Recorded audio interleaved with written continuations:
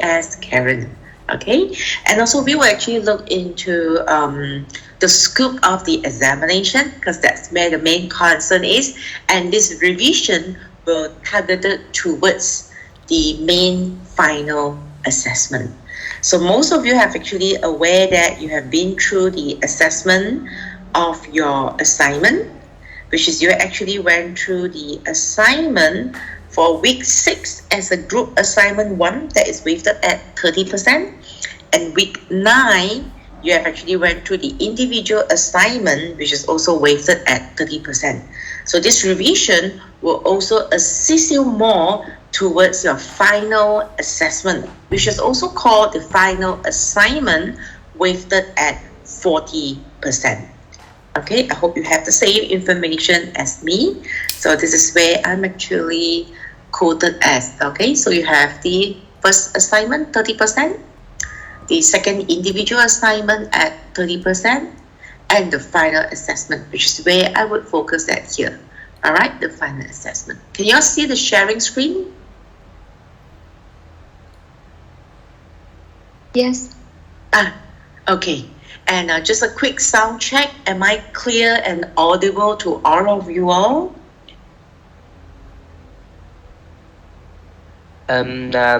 Later, could you share a little bit about the format of the final assignment? Yeah. Correct. You want to have the marking guideline, the marking rubrics? Yes, the marking and... yes, it's okay. Yeah, the marking rubrics right there. Yeah, I will actually share about that as well. The focus and where is your main scope of the questions and where you should be actually covering from there. I have few videos to share with you all as well. So that video there will give you an idea, exactly what is the topic is about as well. Okay, how would I actually run through the revision class today? I have the time scope from 1 p.m. to 5 p.m. So what I'll do is I'll start with a very general introduction. From the general introduction of the e-commerce, then we try to bring it into a few videos so that you have some examples cited in from the social media. And then again, we're going to have a short break. And after the short break, we'll come back. We'll go more focused into the final assessment scope. Okay, the area covered or the topics covered for the final assessment. Then I will open up a little wall for the question and answer from the student. And then of course we'll see that where the concern of the students. We'll try to actually, meet into the questions from you all, and also what you want to actually hear as in terms of that marking, like what Le Du Tan just asked. I'm not sure I pronounced your name correctly, but I'll just read it based on the name on the screen. So of course I'll focus more on the rubrics. Sorry for that. Shall we start now? So sorry, excuse me. Okay, so this is the revision class. We'll start in a very brief. So first, of course, what do we actually look into e-commerce? E-commerce is the main subject here. So of course, e-commerce is one of the main covered of MGT211. So we actually look into e-commerce because we want to understand the opportunity and the risk covered in e-commerce. So especially all of us have been through the movement control, we have been through the lockdown.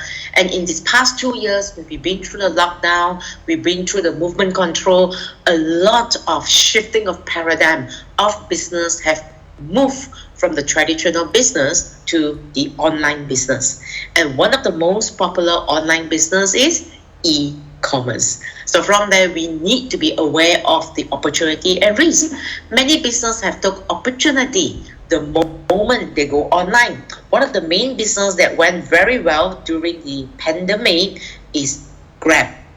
The Grab business. Do you have Grab there or do you have Uber there? Like in Malaysia, we actually rely on Grab a lot. Is it Grab or Uber in Vietnam? Yes, also Grab here.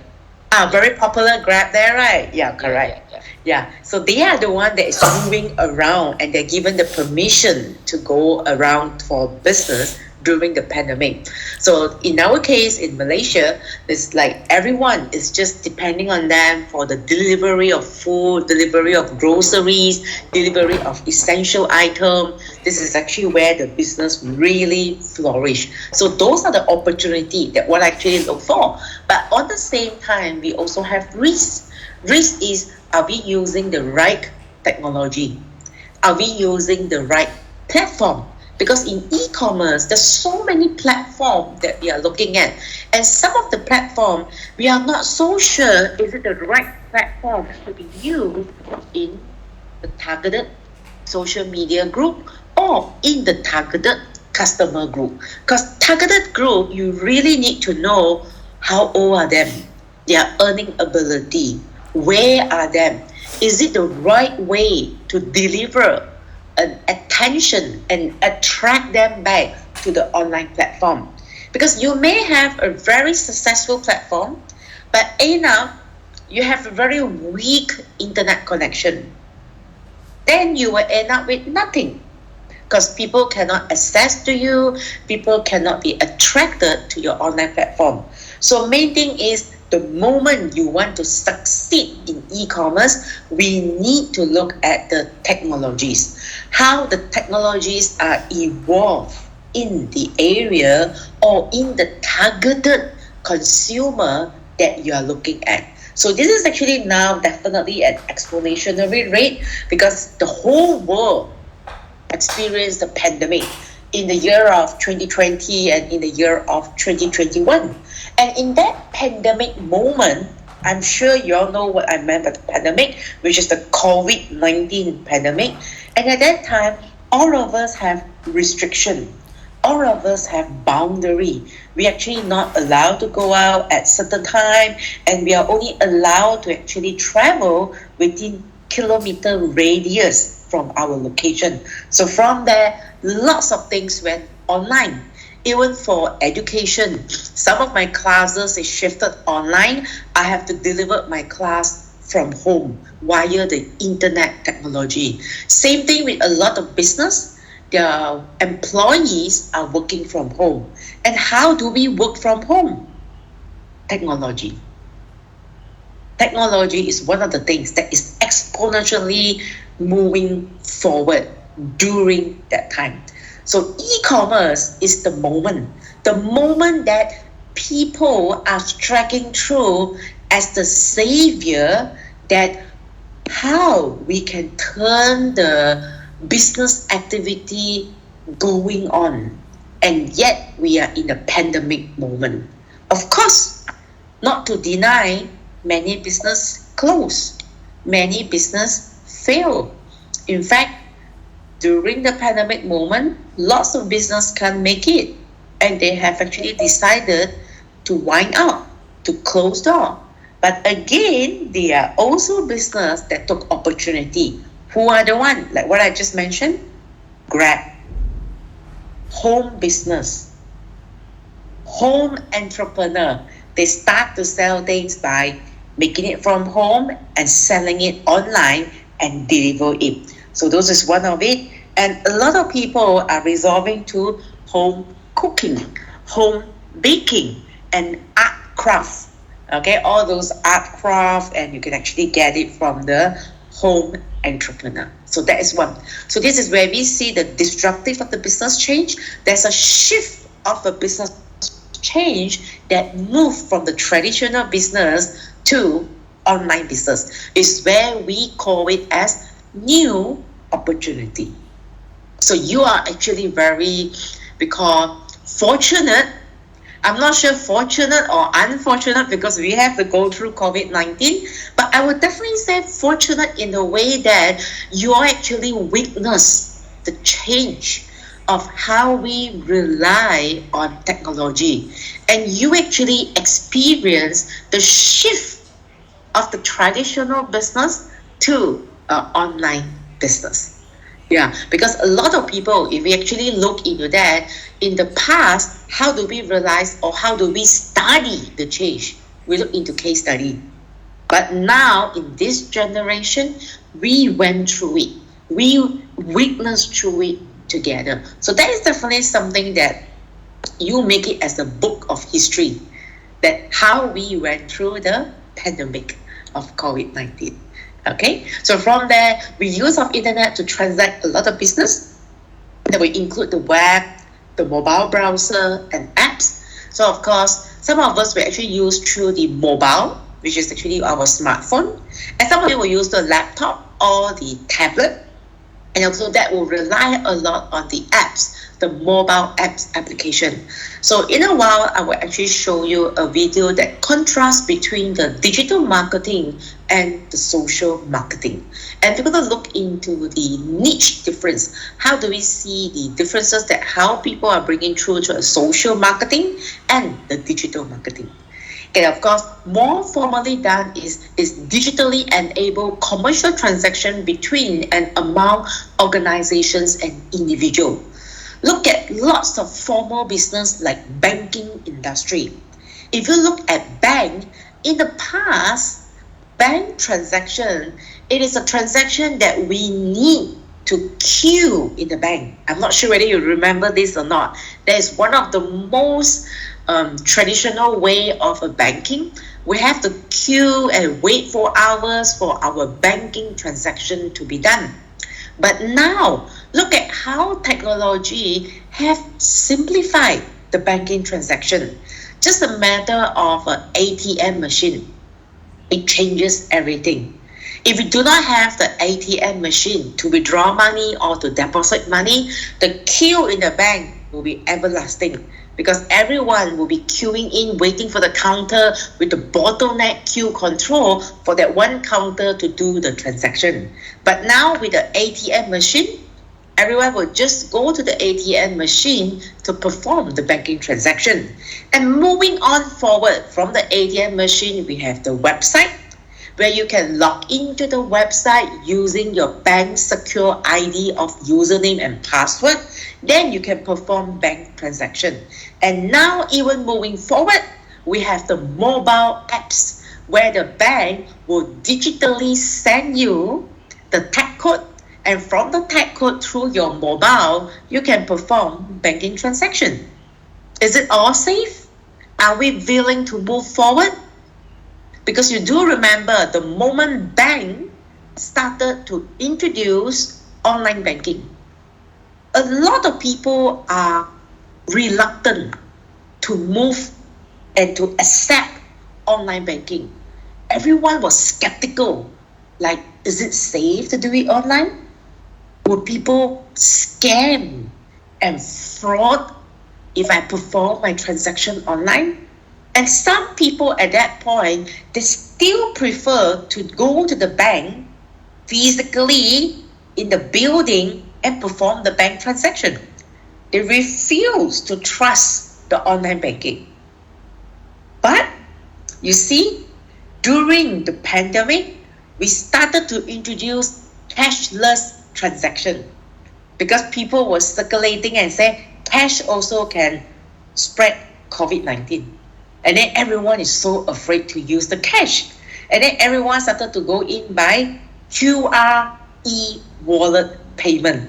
So you started to actually introduce the QR pay, where you just need to scan the QR code and the payment is transacted. And Grab have the QR pay, Apple have Apple Pay, Samsung have Samsung Pay. And in Malaysia, we also have this e-wallet by certain Malaysia apps like Touch and Go, Boost, and Faith. I'm not sure about you all there, but I'm sure similarly wise in Vietnam, you have some apps coming up for payment. So this sort of payment here is totally do not involve cash, which we never see that before pandemic. We will never experience that before pandemic. Lots of people are still based on cash transaction before the pandemic. But during the pandemic, after the pandemic, we realized something. Hey, paying by the apps is not so bad after all. We don't need to bring our wallet. We don't bring so much cash out. And it's so convenient. You just scan and pay. And is this part of e-commerce? Definitely. It's a transaction. It is transaction that enable you to purchase and pay via apps, mobile apps. What is the mobile apps that you have in Vietnam besides Apple Pay, Samsung Pay, and the Grab Pay? Do you have any other platform?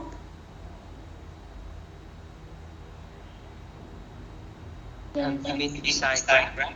Yeah, beside Grab, do you have any other QR e-wallet pay? Yes, we also have Momo Pay or VPay, Zalo Pay. Oh, you also have the Big Pay there, is it? Yeah, that's right. Big Pay is the AirAsia, one of the AirAsia, we call the company that came out with a Big Pay. Here also we have it, but not so popular. The very popular one that we have is the Touch and Go e-wallet. It's also one of the QR Pay. It's very popular, transacted. And the next one will be the Grab. And after that will be some other smaller apps like Maybank.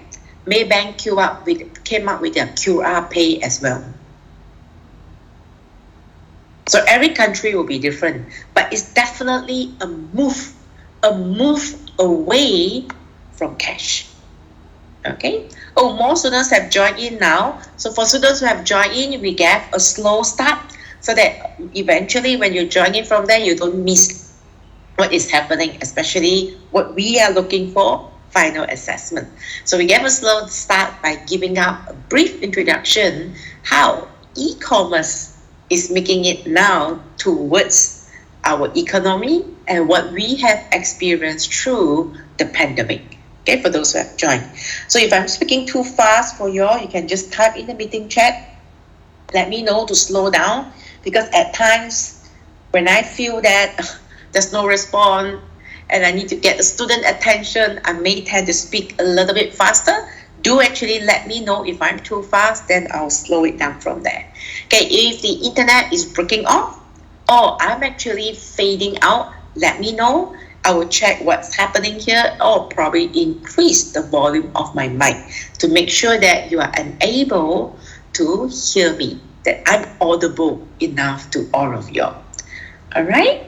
Okay, let's continue from there. So e-business is one of the digital-enabled transaction and processes within a firm, involving information system under the firm control, and does not include the commercial transaction involving an exchange of value across organization boundary.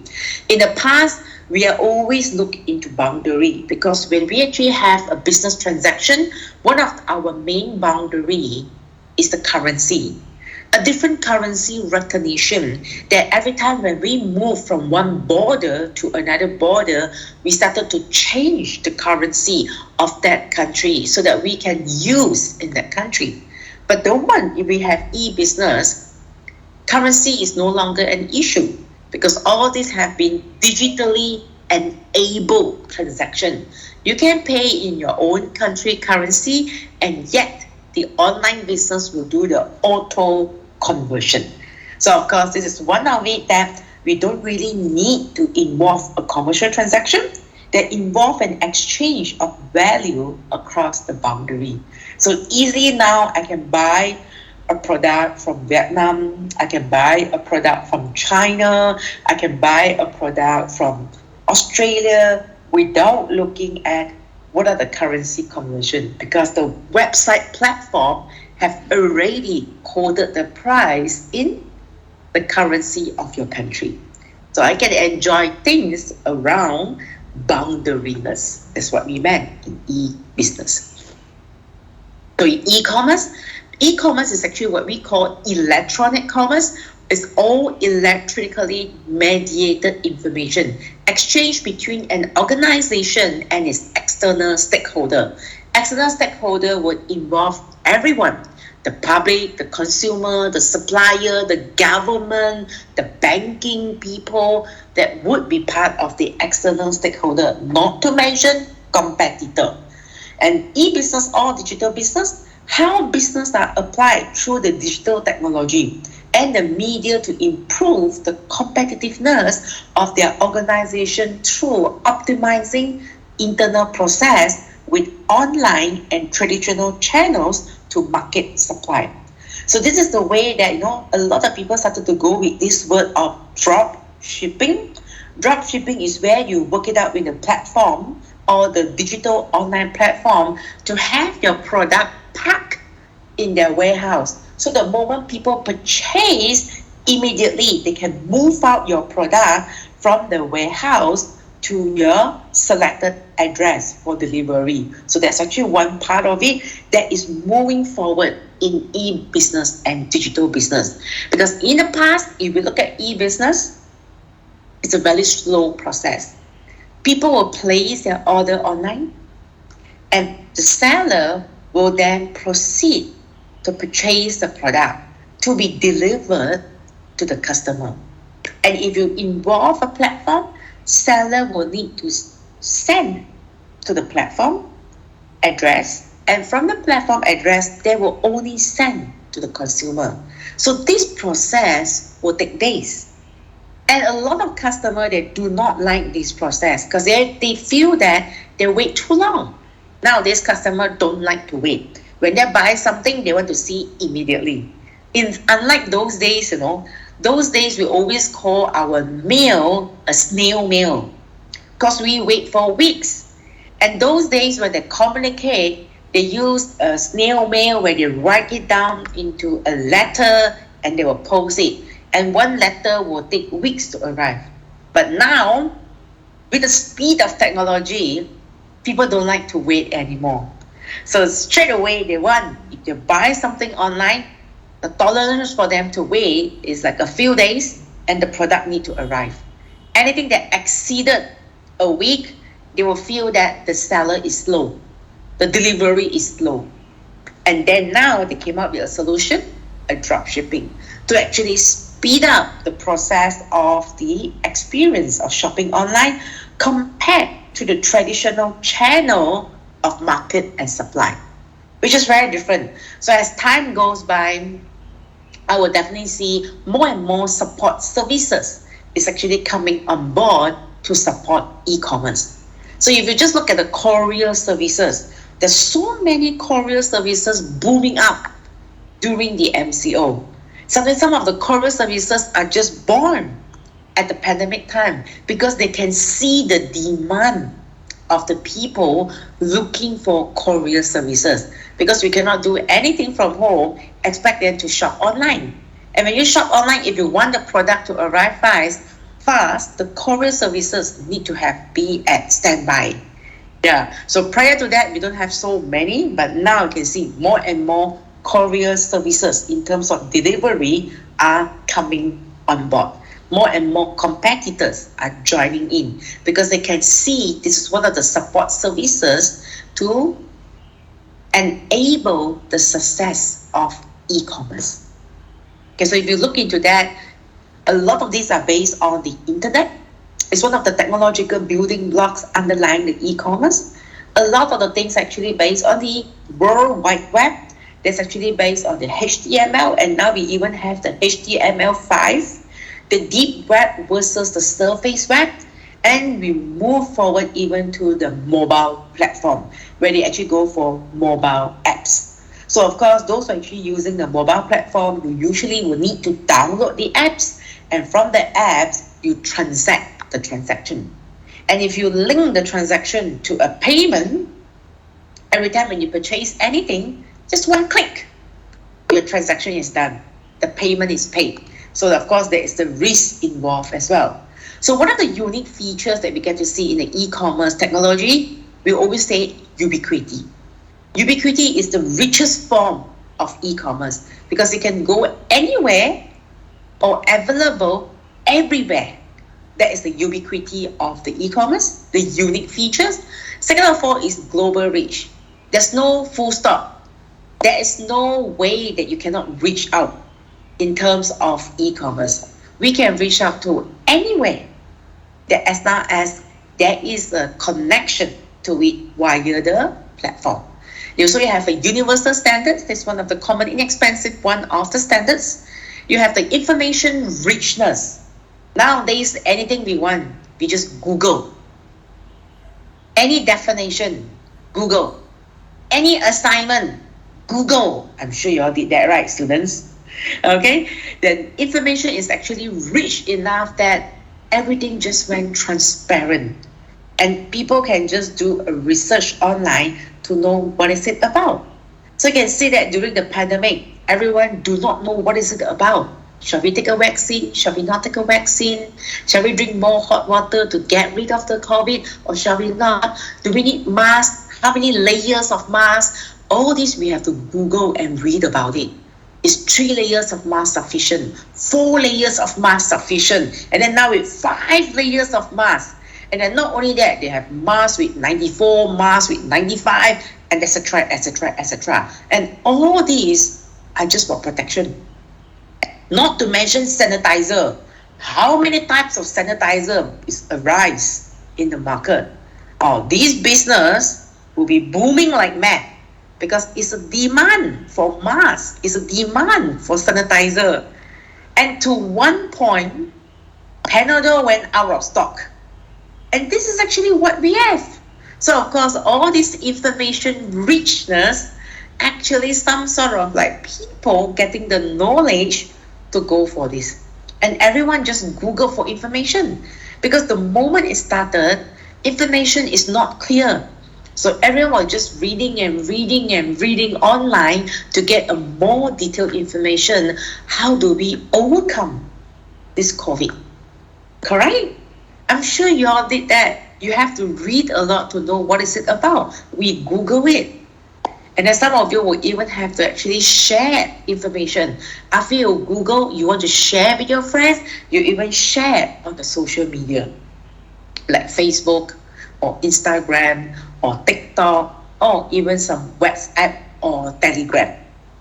And of course, interactivity. Interactivity is something that create very important because the moment we are locked at home, the moment we have movement control, we do a lot of phone call, FaceTime to your friends and your relatives all around the world to check how are them in that part of the world. How is your friends from the north and the south of the country, and whether how they are coping up with the pandemic, because there's a lot of mental awareness issue. Interactivity. Did e-commerce technology make the interactivity easier? Definitely. So many FaceTime that is flying here and there. And every day, maybe during the lockdown period, you are more busy FaceTime taking up the call than your usual prior to pandemic. You never accept so many FaceTime before. See, these are the things that do happen. And is part of the unique features, the interactivity that comes in. I still remember Zoom is one of the popular one the moment it started. And then from Zoom, the people went on to this team, Microsoft Team. And then you have your Google Hangout, Google Meet. And of course, another one we call is the FaceTime and the video call from WhatsApp. So these are all the interactivity that we actually experience. Okay, it's one of the way to reach out to the people. And then when you want to buy something online, like a property in a country that you could not travel to due to the borders are closed, how do people sell you the property? We use the camera, Zoom, to show them. We use we call the AVR lenses, so that people can see the 3D dimension. And this is how property are sold. Else, property market are totally dead the moment borders are closed. And how they survive through the sales of the property, still make it.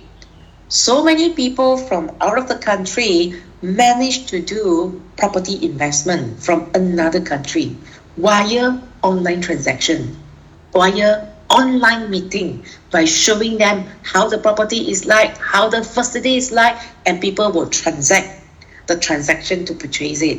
And this is how things are still going on when we are bounded at home. What do we think? The technology. The technology still make things going on. Information density.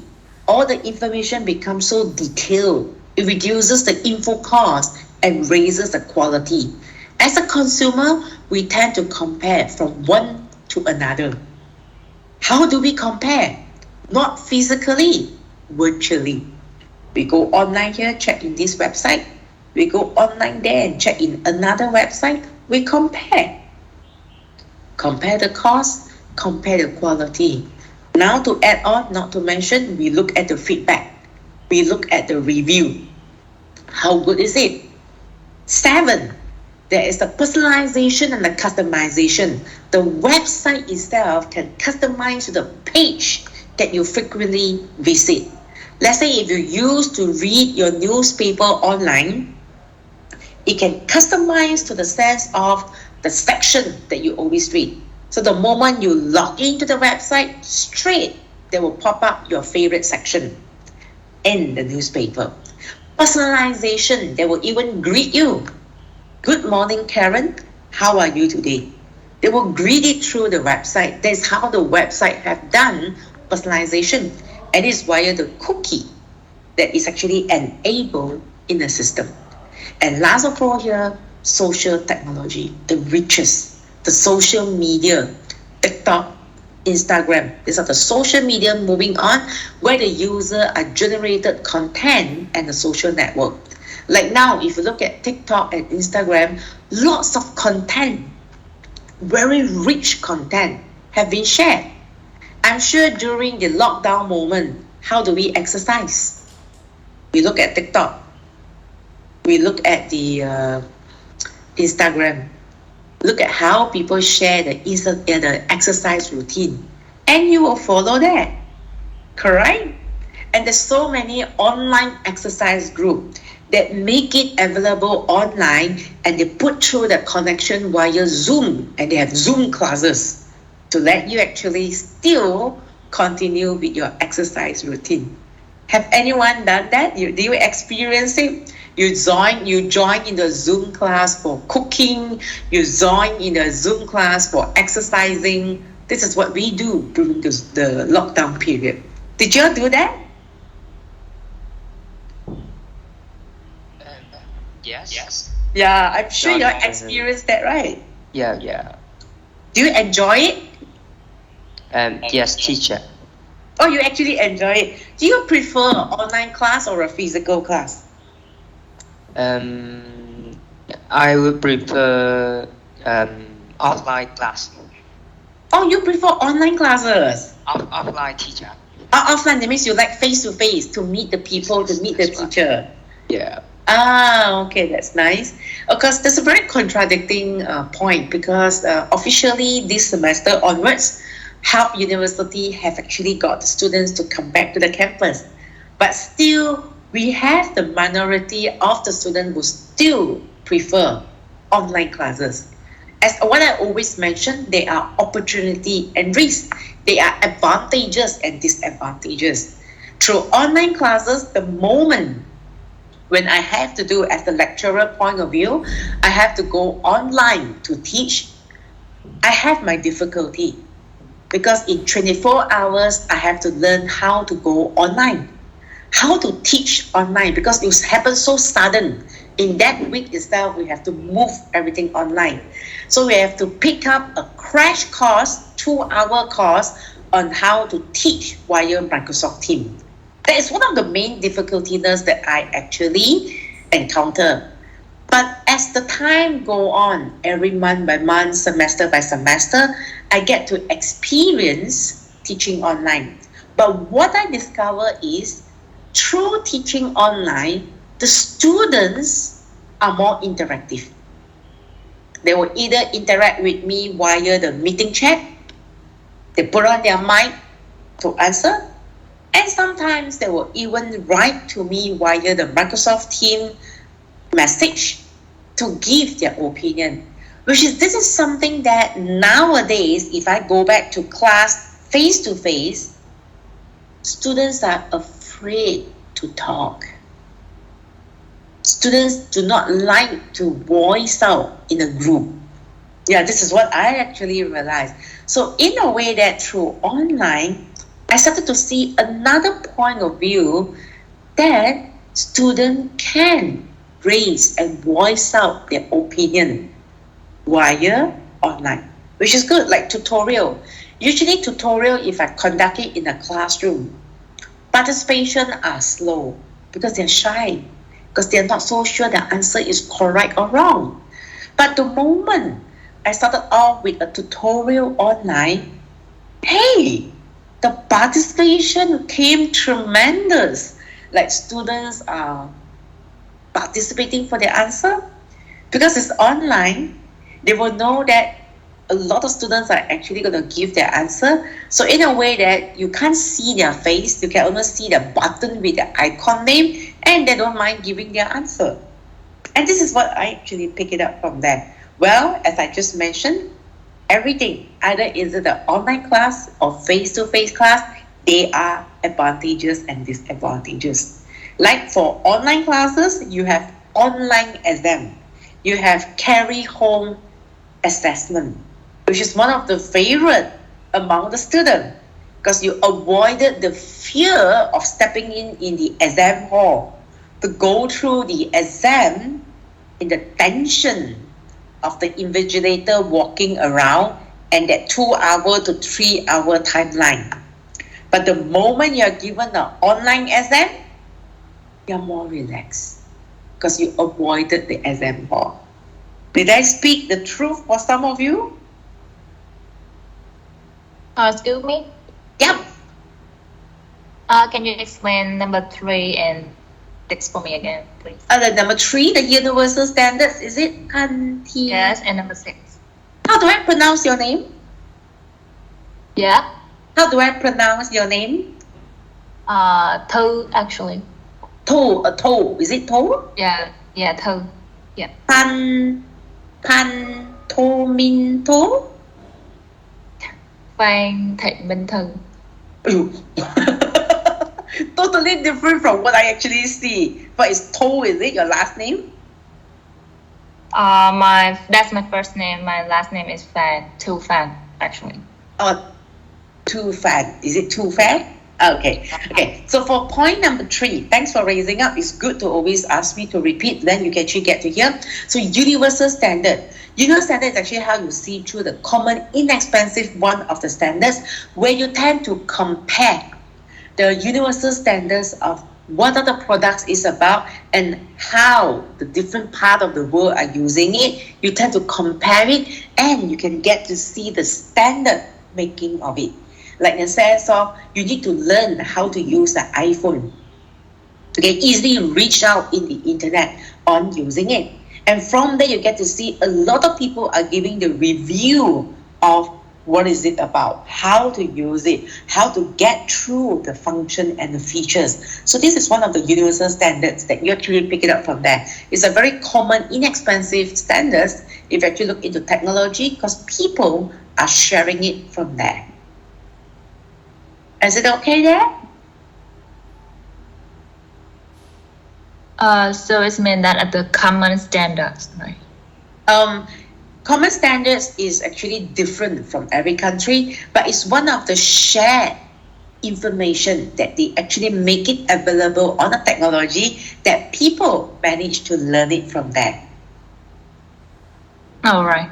Yeah, because when it comes to the features, some country may have some customization or even personalization to the country languages or even to the setting. Like for example, the internet setting or even the plug that you actually have to plug in from there. So I can't really say it's a common one, but it will be one of the universal information that people can actually pick it up from there. So it become one of the inexpensive one of the standards.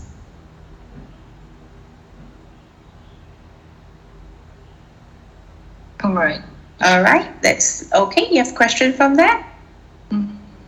Not really, but number 6, how about number 6? Okay, number 6 is the information density. How detailed is the information? When we talk about information density, is the detail, how we call fulfill the information that we are getting. Like what I just mentioned, like in terms of like COVID, everyone was blur and you do not know what is that about. When it's just happened, everyone do not know what to do, and people are still going to research about the vaccine. So from there, we get a lot of information density online.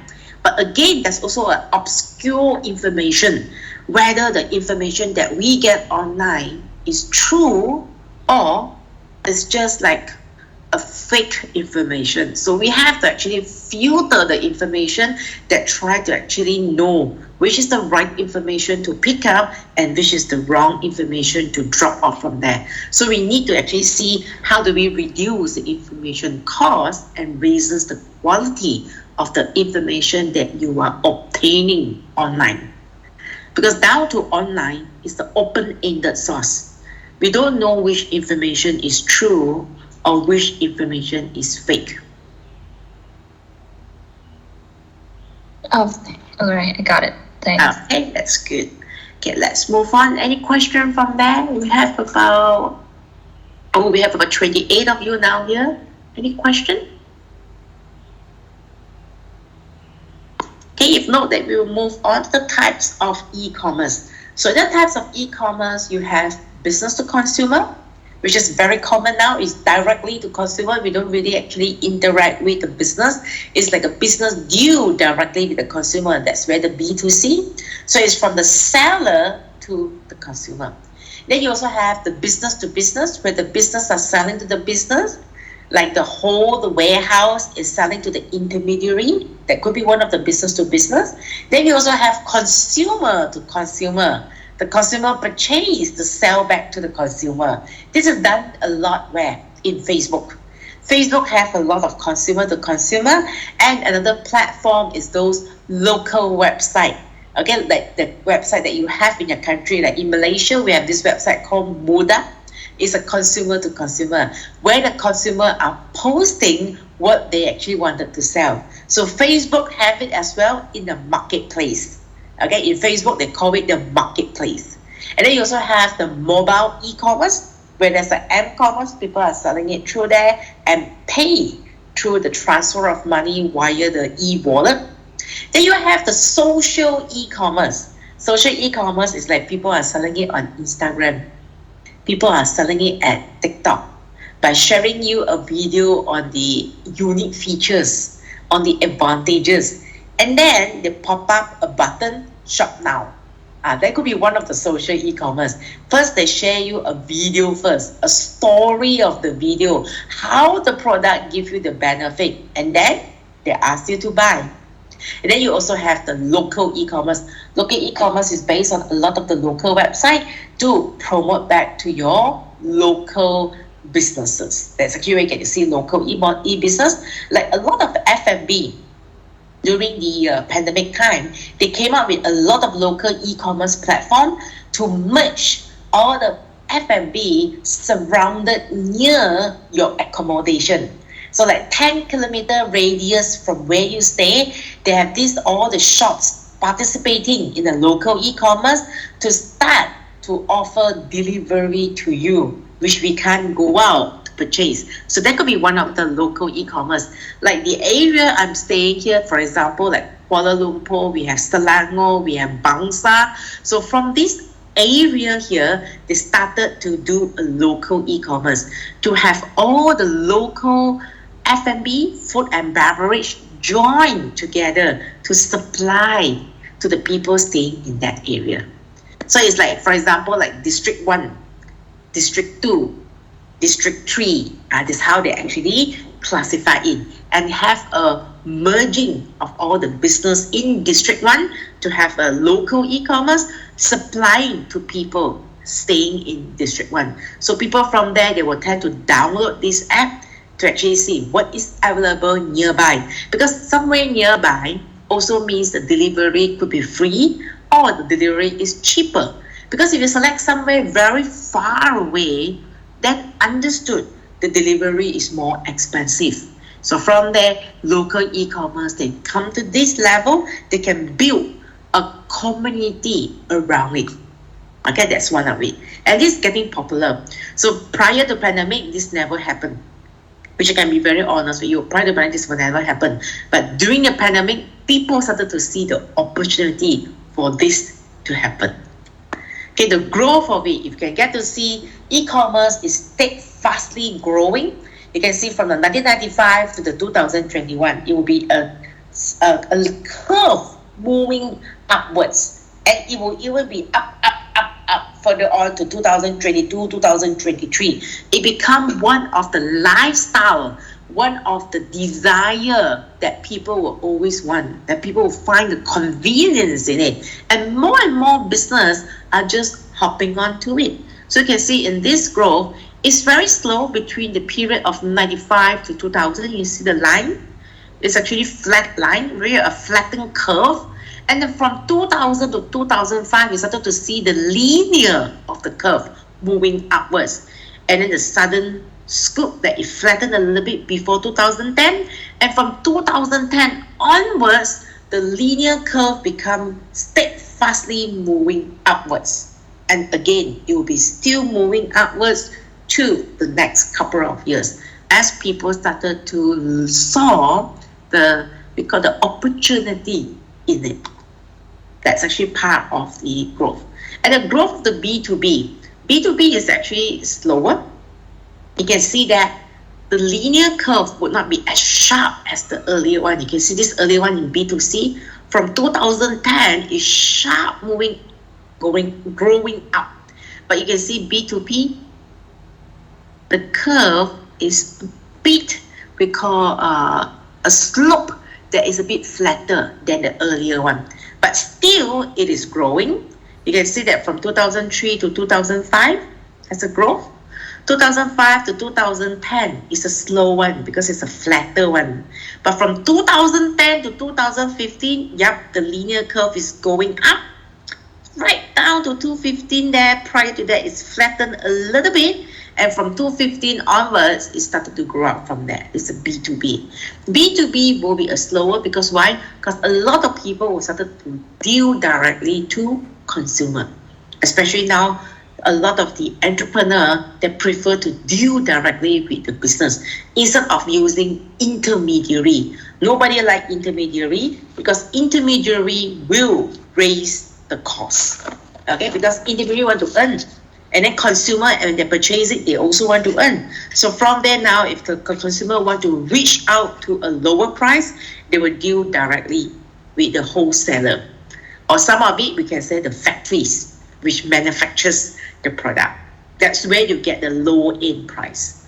So the growth of the M-commerce started to pick up tremendously as well. M-commerce stands for mobile commerce. So you can see that from 2012 to 2021, slow growth, but steadily growing upwards.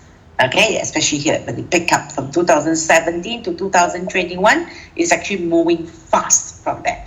So you get to see that all this business that is involved, either is it B2B, B2C, M-commerce, is growing.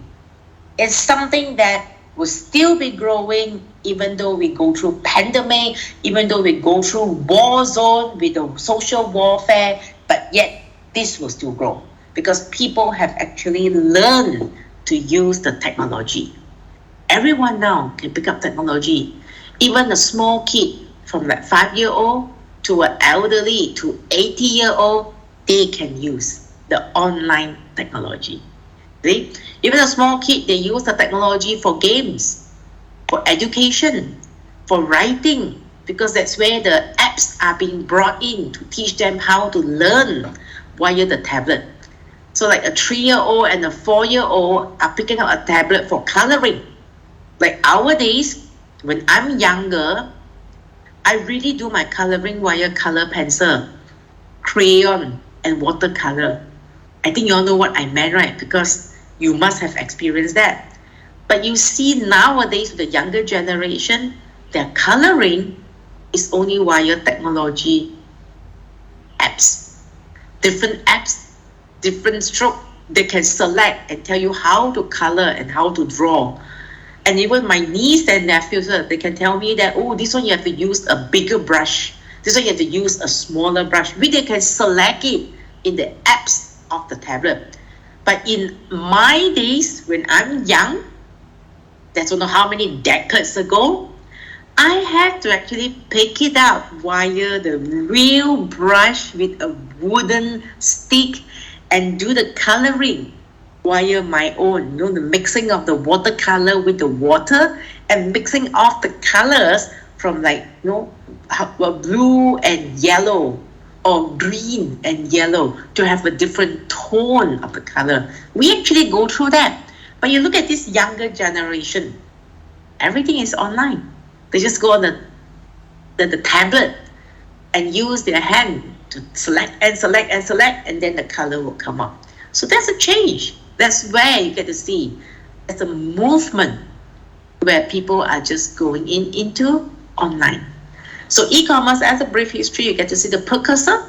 How do you see the Baxter Healthcare modem-based system, the order entry system, the EDI standards, and the French meter? These are very brief history on how they actually brought in. And in the 1995 to 2000, we started to go for the creativity, the invention period, where there's a sale of a simple retail goods, limited bandwidth and media. That time internet is still slow. Probably it's like 1G, 2G, but you see internet now, 5G, 6G, the euphoric vision, the friction-free commerce, first mover advantage are the richest, because at that time, as long as you are the first to go on the website, you will succeed. Like now, you see during the pandemic, first mover advantage to do the courier services will also be succeed because people depend on it. And the dot-com business crash in the year of 2000. That's why you get to see all this curve. In the year of 2000, you get to see a little bit of the flattening as well. Okay, because the dot-com business have a crash in the year of 2000. Okay, let's move on from there. So 2001 to 2006 is a consolidation year. The consolidation year where a lot of big companies started to move online. 2001 to 2006 is where the big company, huge, successful, multi-business, they will go online. The consolidation of it. The emphasis on the business-driven approach, where the traditional large business will expand the present. The startup financial stream, and more complex products and services sold. The growth of search engine, that's where you get to see the Yahoo, the MSN, the Google, all coming in, and the business web presence expands. So that's the consolidation year where people traditional are willing to step in online. And they started to have an online website URL, an online website address. And 2007, reinvention, that's where the smartphone started to come in as well. All the apps and the application coming in. Where you get to see Web 2.0, including the online social media, the growth of Instagram is at that time. The mobile platform, the local commerce, the on-demand service economy, the entertainment content developed as a source of revenue where the games are coming in. A lot of games are coming in and start charging game. So there's a few games that's coming in that's very popular. And you have to buy the prepaid ticket from a convenience store to top up to continue the games. It's one of the entertainment content. And the transformation of marketing. Marketing have went from traditional marketing to digital marketing. And now marketing have go from digital marketing to social marketing. See how marketing have been transformed? The movement of it from traditionally to digital and from digital to social. So let me show you one of these videos of digital marketing. Let me know whether you can hear the sound from the video because I have activated the sound just now, but I'm not sure that I might lose it or not. Let me know, can you still hear it?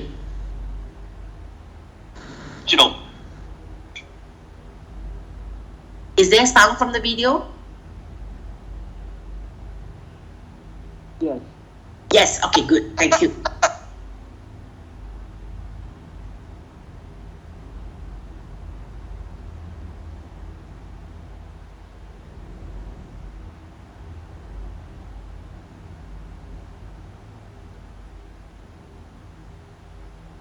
Why I can't hear anymore? Excuse me, teacher.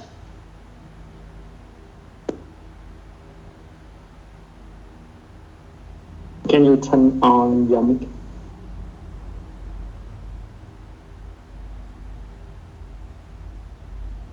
I cannot hear the sound of the video.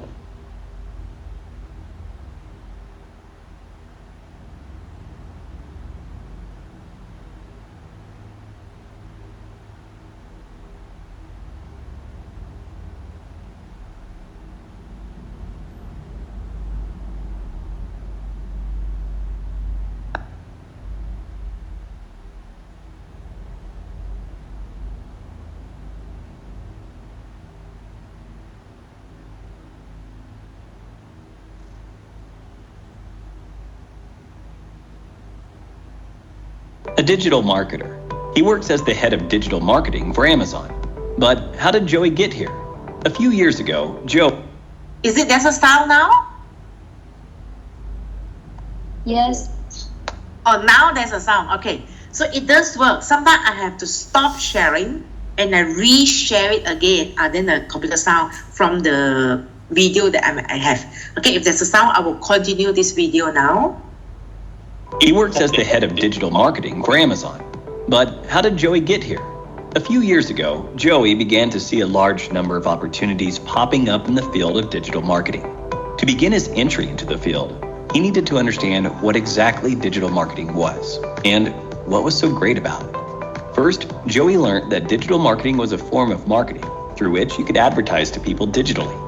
Digital marketing leveraged different channels like search engines, websites, social media platforms, emails, and mobile applications.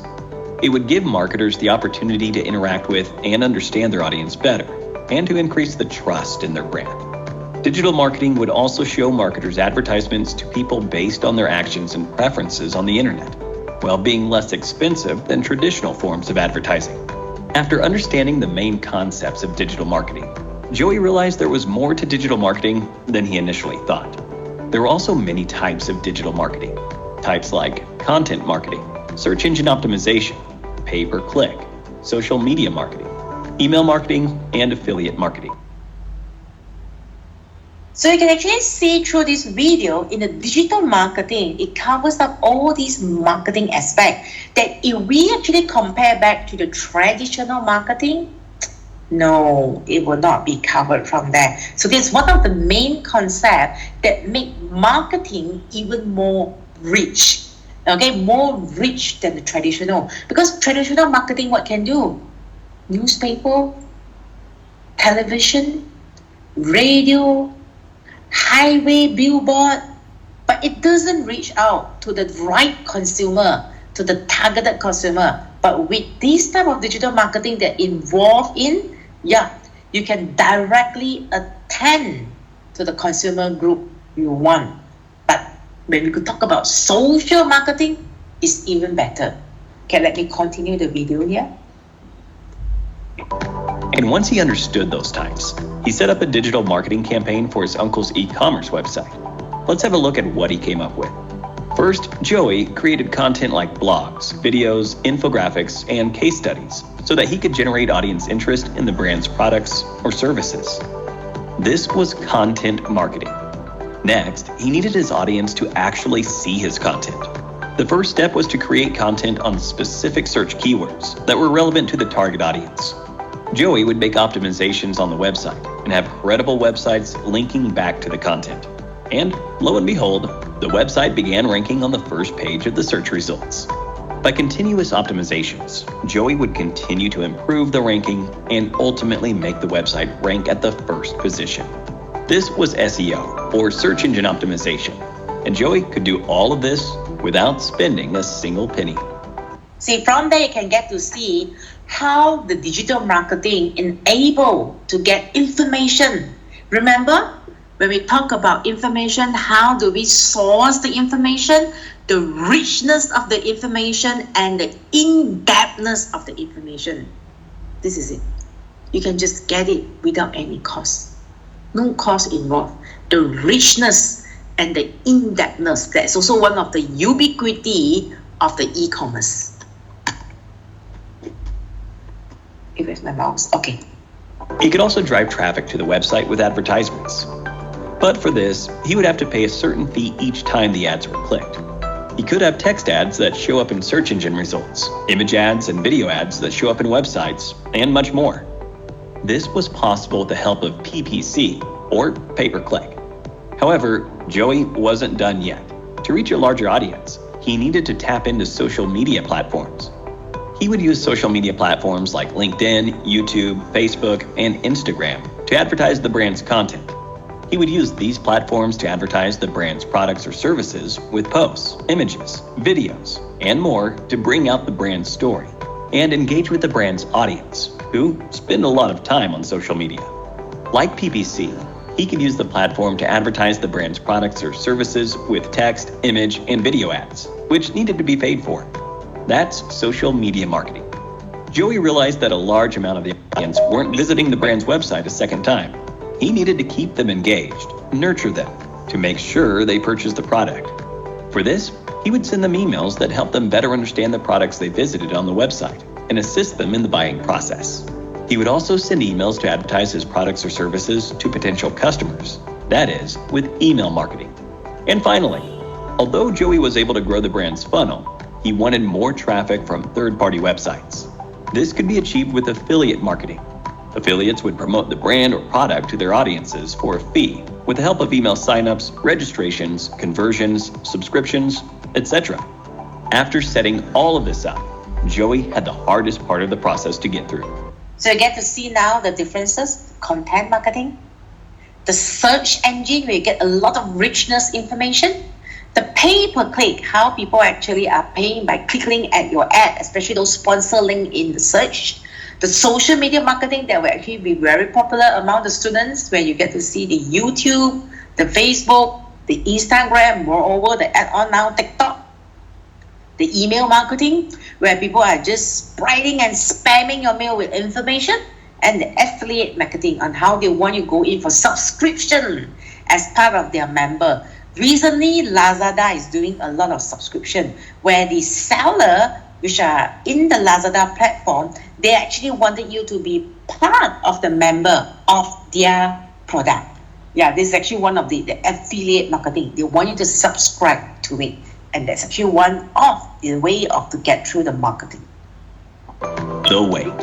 Now, as we wait for the results, let's take a break and look at a quiz. Which one of the following forms of marketing involves engaging and nurturing your audience to make sure they buy your product? So we need to know, you see, what sort of things we can do.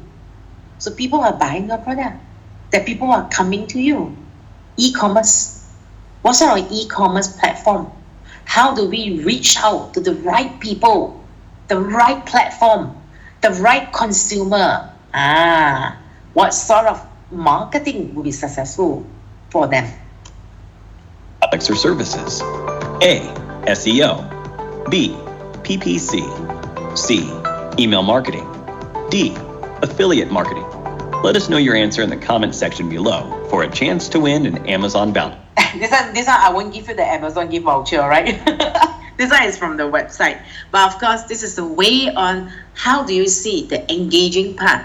Obviously, a video like this is actually one of the videos that you can see that they share information, but yet it can direct you to their product and to their services from there. But this video, I usually use it a lot class because it gives you a very good detail of spread out of the different types of marketing that I don't even need to spend. They can do it in 5 minutes. And for me, I think I definitely need about half an hour to finish up all those different types of marketing that they have listed down here, you see. All this. Okay, just to give you the quick idea, what is it about? Okay, it's about 2:20 now. Do you want to have a break or do you want me to go on? How many minutes do we have for break? Let's say 10 minutes. Is that good? Have you got your lunch yet? Yes, we have already have lunch. Good. Let's say we do a quick stretchy break for us to stretch a little bit and get a cup of drink, a sip of water, about 10 minutes, and then we'll continue back. Yes, it's okay. Yeah. So for the stretching moment and for some of you to catch up for the cup of coffee. I need a cup of coffee.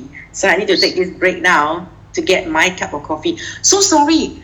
10 minutes break in Malaysia time is resuming back at 2:30. At your time, is it 1:30? Yes, it's right. 1:30, yeah? 1:30. Yeah. Okay, good. Nearly type 2:30. Okay, we resume back at 1:30 at your time, okay? Okay, let's go for a 10 minutes break now.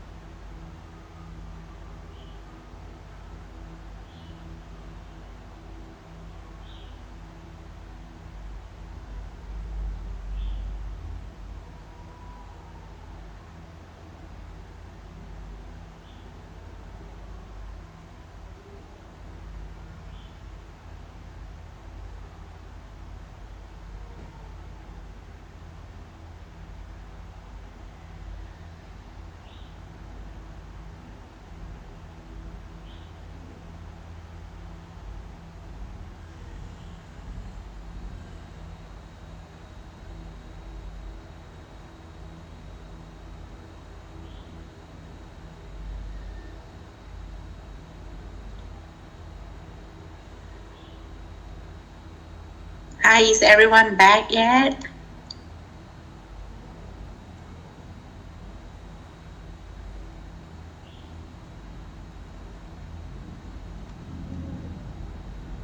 Is it sufficient break for you?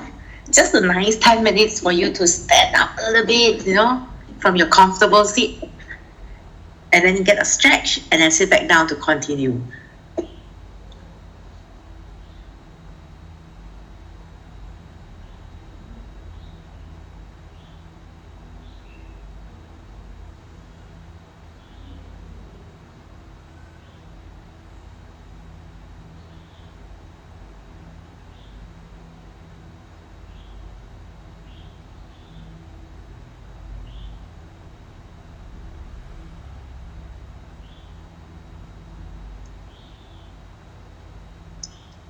Is it back, everyone? Quiet.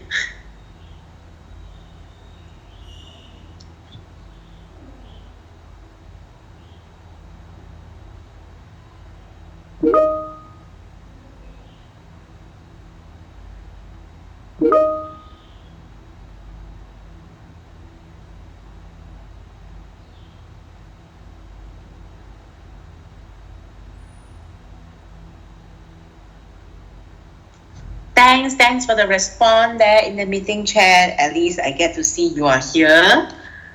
And then so let's move on to the next few slides.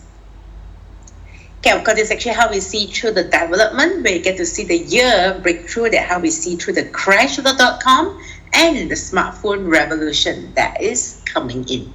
So of course, e-commerce assessment is a very stunning technological success. A success that, we have to thank this part of the e-commerce technology that really bring us through the pandemic time. Can you imagine if we are in the pandemic and we don't have internet?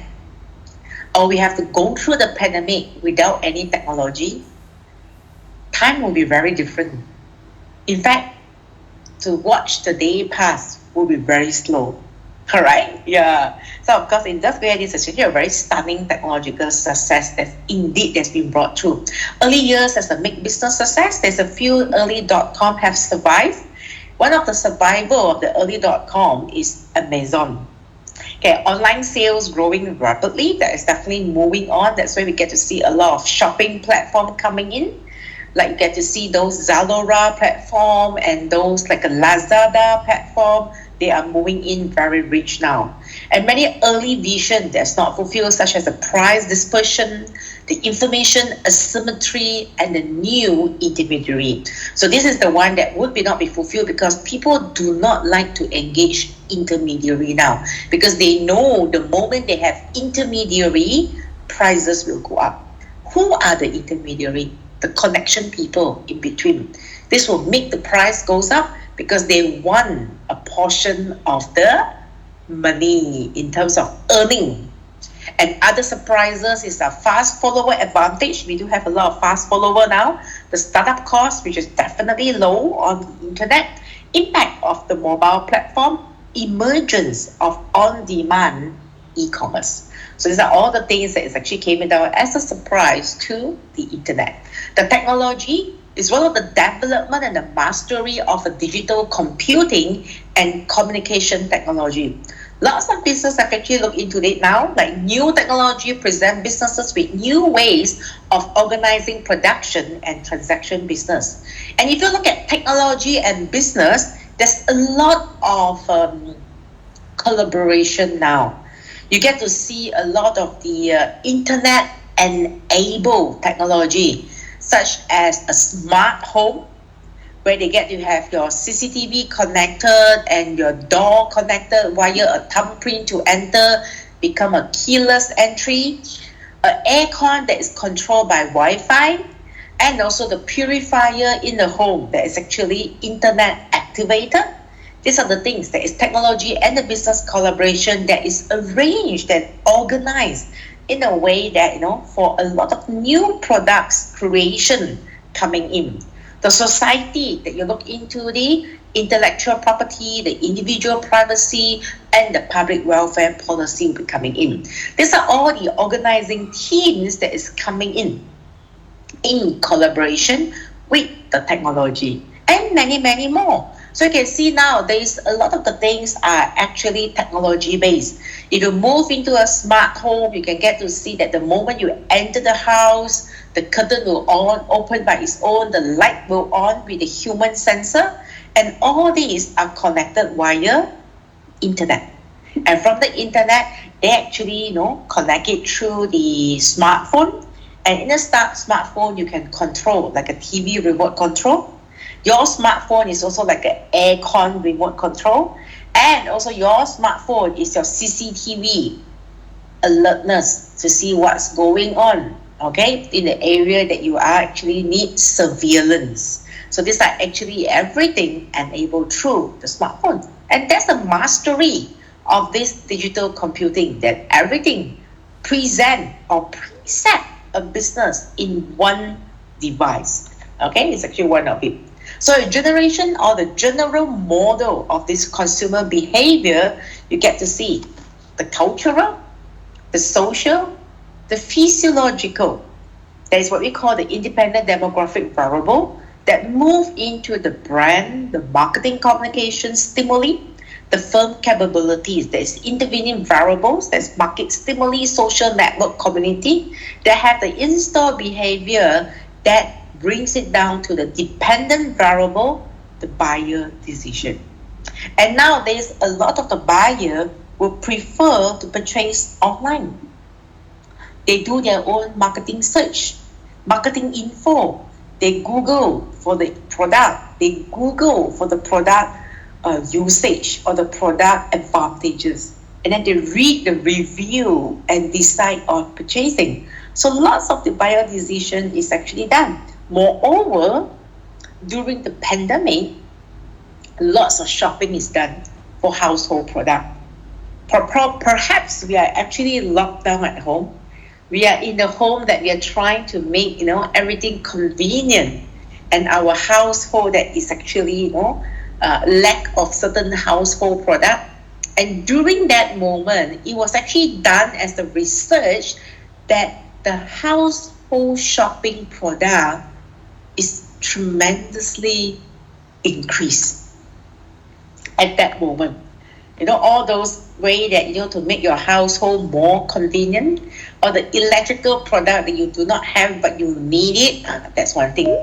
I still remember at the beginning part of the pandemic in the 2020, everyone was doing this coffee. Now I forgot the name already. They were sharing video and they were sharing it over the Facebook. Everyone must have 1 cup of the coffee. That they will teach you how to do it with the whipping of the coffee and the sugar, and then you put it on, and then you will get the exactly presentation of a coffee of how you can have it outside in the cafe. Now I forgot that coffee name. Anyone remember? It was the beginning of pandemic. It went so viral. Everyone was just sharing it, and everyone who went through the pandemic, you sure actually learned how to make 1 cup at home. I forgot what's the name of that coffee. Hiya. See, after 1 year and 2 years, I forgot. Anyone got it? Something coffee. Yes, teacher. What coffee is that? Do you remember?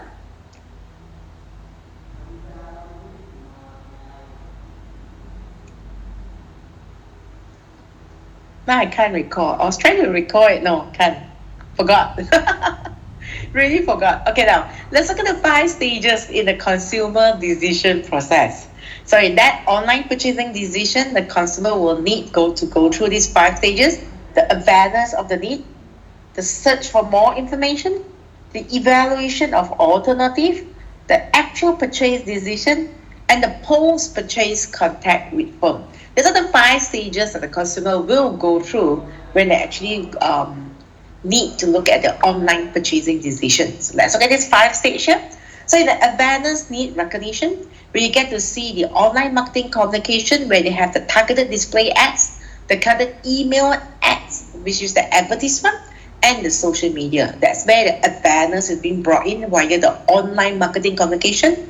Where they will search for the search engine, the online catalogs, the site visit, the targeted email, and the social network. Then they go for the evaluation of alternative. They go for search engine, online catalog, site visit, product review, user evaluation, and the social network. Then they go on with the purchases, which is whether is it an online promotion. That's why now a lot of purchases online promotion is done with the date of the calendar, 6th of June, 7th of July, 8th of August, 9th of September, because of the number that rhymes in like 66, 77, 88, 99. People take opportunity to run it as an online promotion. So of course, we have went through the 11/11. That's the biggest online promotion. They call it the single day, 11th of November, 1111. And that is one of the biggest internet sale. Lots of promotion, and people will actually easily purchase during that. So because of that, they repeated that in December 12th, January 1st, February 2nd, March 3rd. And it's like ongoing that every time people will say if they want to buy anything online, they'll wait for that promotion. But indeed, the prices are lower on the promotion time. So of course, you have the online promotion, the discount, the targeted email, and the flash sales. Flash sales is actually commonly done a lot in a lot of shopping platforms like Shopee and Lazada. They do a lot of flash sales. Flash sales means the daily product that is the lowest price, okay, for a bargaining to consumer. And the post-purchase behavior, where the communities of consumption, they will come back and repeat the purchase. The newsletter, the customer email, the online update, and the social network. So this is actually how you get to see through the online marketing communication. So the first here on the upper half is the online, and the bottom here is offline. And offline is where you get to see through the mass media, the catalog, the reference group, the direct mailing, the mass media, and the warranty. So that's where you get to get back to the second one. And in the general online behavior model, people are looking into their user characteristic, which is mentioned just now in the video. Because if I want to sell a particular product, I want to know this product will be targeted to what group of age, what gender is it, where should they be staying, cosmopolitan area or suburb area. So the moment I know the user characteristic, I will know what sort of product to display it to them. So as we are browsing our Facebook, we will actually see sponsored link, sponsor feeds in the Facebook. And all these sponsor link and sponsor feeds are being customized according to your characteristic in Facebook. What sort of link do you click? What sort of video do you watch? And from there, they will do a summary, an analytical summary on the characteristic of your Facebook browsing behavior and start to display what sort of advertisement that to show to you that you will watch, and most likely you will click and purchase, or most likely you will click and reply. So Facebook have this kind of like a business analytics that do with user characteristic, product characteristic, website features as the latency, usability, security, the attitudes towards the online purchasing, perception about the control over the web environment. So of course you can see not only Facebook is doing that now, Instagram, same owner, because Facebook have taken over Instagram. So they will also do that. So Instagram, the moment you started to view the Insta story, in between you have a sponsored story coming in. And that sponsored story will relate to your behavior. What you usually watch on Instagram. What you usually view on Instagram. So that's the online behavior model. On the other hand, we call it avatar. What is your avatar? Your personality that you have it online. And of course, moreover, is your click stream. What you click, what you view, and what you search. And sometimes when you search for a product, you did not purchase it, you put it on the shopping cart. When you are browsing at another web page, let's say reading an article, there'll be a pop-up reminder to tell you that you still have a leftover product in the shopping cart, reminding you to purchase it. And this is how cookie work in terms of technology, and how marketing work in terms of all these marketing analyzing this user online behavior. And that's the online purchasing. Very convincing and powerful. So at the end, if you do not want to purchase, you end up purchasing it, because that reminder keeps coming to you again and again and again. And then you're like, okay, let's buy it. And this is a success.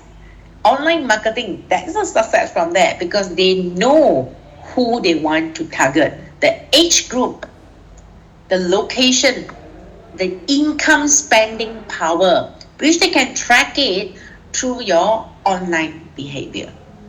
Dangerous, but yet successful. A marketing success story. Okay, so that's when you see a model of the online consumer behavior. You get to see in the outside the box here, where they have the culture, the social norm, the psychological factor, like those pricing like $199, $299, background of the demographic factor, that who you are, your age group, where you are located. And then inside the box here, you get to see the brand, the marketing communication stimuli, the firm capabilities, the website and the mobile platform features, the consumer skill, the product characteristic. On top of that, your purchasing attitude. What time you usually browse the online platform to go shopping? Is it midnight or is it daytime? And then now they also have the sale according to timing, like 12 to 2, you can download free shipping voucher, you can use it. Or 4 to 6, you can actually use the shipping voucher and you can get delivery for free.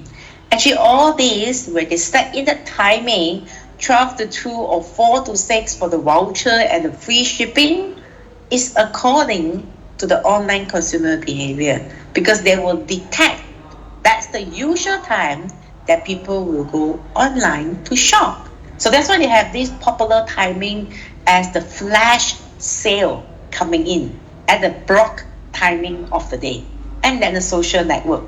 And another part, on the right hand side, you get to see the clickstream behavior, and then that where the consumer will purchase. So shopper, browser, and the buyers. Shoppers, over 90% of the internet user, definitely more now, I think 99%. Over 78% are buyers, 30.2% are browser, which is purchasing it offline. Online research will influence over 2.1 trillion of retail purchases in 2016. And now we're talking about 2022. Will definitely be more. Online traffic are also influenced by offline brands and shopping, and e-commerce and traditional commerce are coupled, part of the continuum of consumer behavior. So if you look into that, they can collaborate from the traditional business to an online business, and from a traditional commerce to an e-commerce. So of course you get to see that what consumers shop for and buy online, a big ticket item like traveling air tickets, computer hardware, tablets and laptop and screen. Especially one of the things that sold at the highest sales during the pandemic is monitor. Lots of people are going online to purchase additional monitors, computer monitor during the pandemic, because of the necessity to work from home. So that monitors are one of the highest sales. And on top of that, the mouse, the we call the Bluetooth keyboard, the Bluetooth speaker. These are all the important gadgets or the popular gadgets to get to survive through work from home. And consumers now are more confident in purchasing costlier items, definitely. You can see that a lot of people are willing to buy electrical gadgets like refrigerator, we call like cooking utensils, like those cooking devices. which is actually causing more, but they actually are more confident to transact online. Sooner or later, we get to see people transacting online for purchasing car, vehicles. And during the pandemic, people are purchasing property online, but it's actually via the property company, and they use a lot of AVR lenses to show the potential consumer on the 3D space of the property. Yeah, they are actually purchasing property online. There's so many cases that I heard that they are foreign investor investing in to purchase property. And then also they get to see the sales of the bulky goods, the furniture, and the large appliances that's rapidly expanding, that you have the consumer to consumer sales. That consumer are buying it from the warehouse and they are selling it to consumer online. And you can see through this a lot in the Facebook marketplace. Okay, and that will be one of the social marketing. Okay, let me just go on with a video you get to see on the social media marketing. Let me just drag it in.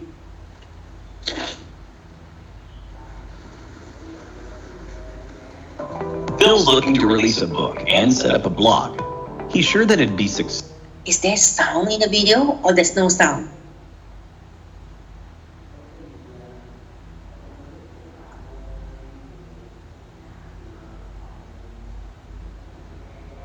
It has the sound. Can hear, right?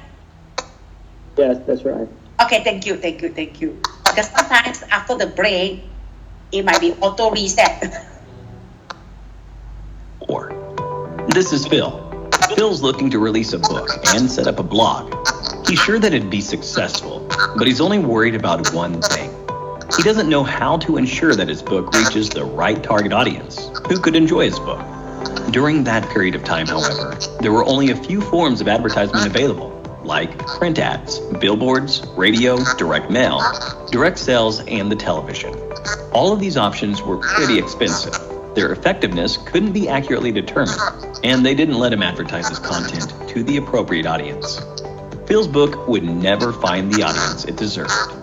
Now, let's have a look at the same scenario in the present day.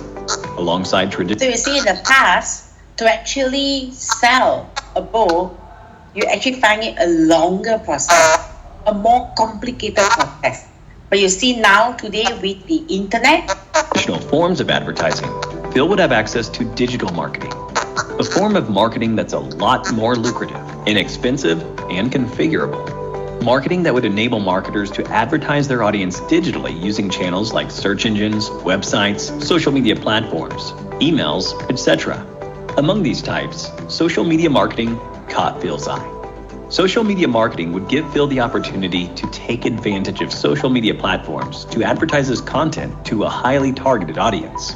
It would help more people learn about his book, increase the interaction with his audience. It's relatively inexpensive, unless he goes into advertising, and will help him get marketplace insights that might help in understanding his audience preferences better. Phil started by taking up a certification to learn about social media marketing. Since he was already familiar with the concept of social media marketing, his next step was to learn about the different types of content he could post on social media. Some of the most common forms of content that Phil could post would be images, text posts, polls, and videos. But over time, Phil began to notice that not a lot of people were being exposed to his content. Phil needed to advertise his content. For that, he would need to use the advertising options provided by the social media platforms like Facebook, Instagram, YouTube, LinkedIn, and Twitter. Most advertising platforms offer users with a number of different options, like image ads. These ads involve the use of single or multiple images that are attractive and have the optimal amount of text. They also have a call to action that encourages user interaction. Phil could use images from his book, advertise websites that sell his book, and more. Then there are text and post ads. These ads could advertise posts or excerpts from Phil's blog or his book, further garnering interest from an interesting audience. He could also use video ads. Phil could use video ads that feature favorable reviews and customer testimonials to advertise his books. Phil could also use lead ads, through which he could collect information from users who are interested in a weekly newsletter or regular updates from his blog. But that wasn't the only thing Phil could do with social media platforms. He could create a brand for himself and drive audience interest to it. Engage with them, create an identity, engage with content, finding content that works for him. Social media platforms also allowed him the opportunity to target audiences based on demographics like their age, location, gender, and much more. And in time, Phil began to see an increase in the number of viewers coming to his social media page and, by extension, his blog. He also saw an increase in the number of people who bought his book, greatly increasing his audience. Here are some things he learned. 1. To set goals that were quantitative, smart, and follow a constant deadline. 2. To understand his audience by engaging and connecting with them. 3. To set up a social media calendar to plan competitions, polls, surveys, videos, and more. 4. Using tools like BuzzSumo, IFTTT, Buffer, and more for lead generation, creating email lists, setting buyer personas, and more. 5. To perform visual storytelling with the help of images and videos. But how did Phil get so good at social media marketing? Before we find the answer to that question, let's have a look at a quiz. What can you do with social media marketing? So from here, you can see that both video that I show you is from the first video of the digital marketing, and now the second video of the social media marketing. You get to see the in-depthness on how the social media marketing is actually using a lot of social media apps to actually interact. So it's actually basically from C to C, correct? Consumer to consumer. Because Phil is actually just an ordinary consumer that actually wanted to sell the item. So this leads to your final assessment. You will actually get the idea, where is my question focused at? Because I keep repeating and repeating and repeating. So you more or less get the idea, where is my focus at. My focus in the final assessment, one part of it is actually the social media marketing. How do we use it? I need you to actually focus in that. And how do we look in the past, the different types of a marketing that has been generated through. So when you answer the question like this, I need you to really give me the point of example, the explanation, and what are the contrasting view, the advantages and the disadvantages that leads from there. So I will actually see that the focus of the marking, when you actually look into that, is to see through examples. Examples is the key, because the moment a student can actually bring in examples, that's where I know the students really already got and achieved the point of what they're actually telling. So no point actually giving in a lot of the definition, or even to giving in a lot of analysis. Example there will be the best analysis, and evaluate it. Would it be successful or will it not be successful? So that will be one of it that you will need to cover in your final assessment. So remember, don't need to give me tremendous definition, because this is just an online assessment. And furthermore, you can actually have time, a 7 days time to prepare the assessment. So all these kind of definition, it might actually result in a higher turning in, because everyone might go back to the same definition. But the one that is unique, the ubiquity, the unique part to differentiate the answers from the student is your example. Because not every student will give the same example. Okay, so that's one part that I need you to actually focus on how you do the final assessment. That's the first part that is covered now. So in the assessment, have you heard about the assessment yet? As I promised, after the break, I will talk about the assessment, right? Have you heard about the assessment yet? Do you know how many questions is in the assessment? Not yet, teacher. Wow, this sound is so far away. I can hear a very soft, subtle sound. Not yet, teacher. All right. The final assessment, you have 2 questions only. Only 2 questions. No case study, but 2 questions that needs you to do a lot of analysis that I need you to analyze what is we call the current and what we are practicing. Okay, so of course a lot of the current issue will be revolved in. You can actually touch on the pandemic, you can actually touch on the COVID-19 situation, illustrate and how it does affect. So that's where actually I will look into the we call the final assessment. But do remember, when you come down to definition, remember I told you before, no point giving me so many definition or a long wording allocation, or we call word count allocation to it, because down to turn it in, we might face one problem, because definition, everyone is going to the same source to get it. So similarity content will be very high. So you can cut off the definition straight away, focus in example and evaluate your example. That would be the best. Only 2 questions, and then from there you answer it from there. And you're given 1 week to do it. Any question you have from there? Could you hear me? Very soft, huh? Yes, just now you're louder, but now you're softer. I think my mic has a problem. But can you hear me clearly? It's like going up and down. It's like louder and softer, louder. And probably you can type in your message if you can access the meeting chat.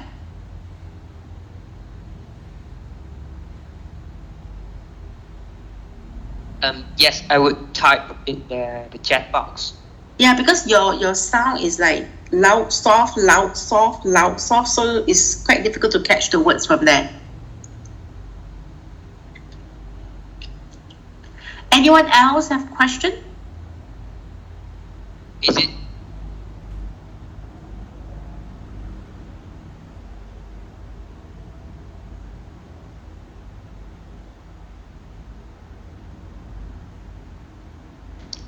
Is it clear now? Better, definitely better than the earlier on that you sound very far away. All right. So basically, we would focus on the social marketing side. We'll give example for each question. We have 2 questions, right? 2 questions, only 2 questions, and each question have 2 subsections. Oh, sections. 2 Means subsections 1A, 1B, 2A, 2B. All right. We'll give example for each question after definitions. The key of the online assessment is when you actually put in a lot of examples and evaluate your example. It's like comment on the example, analyze on the example. And your comment can be like contradicting view. Like you can contradict it, and then from there you can actually say that which would be a better one. And the topic of each question, it focus on like marketing, social marketing.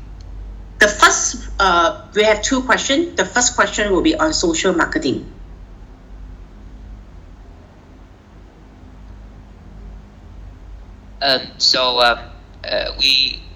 Is it okay if we buy references for each question? Oh yeah, you definitely do references.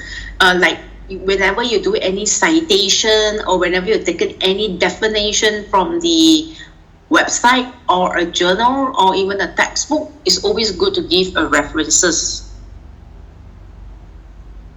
And pictures also okay. Is it okay, teacher? Sorry?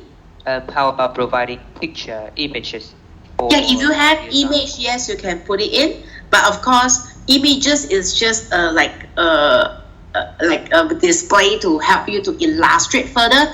But don't just give an image there and don't talk about it. Then it will be worthless to put an image there. How about the word limit? Word limit will be a guidance in the question when you receive it.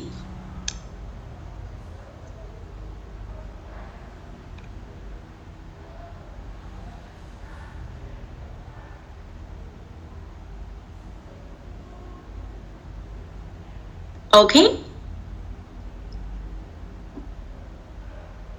Remember, not both question in social media marketing. No, only one. Another question is from another area.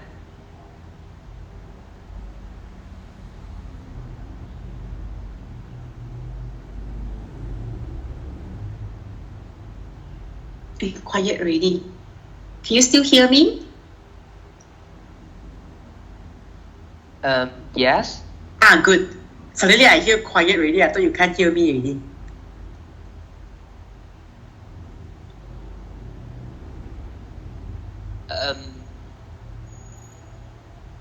Are there any sections for the theory area that we could focus on?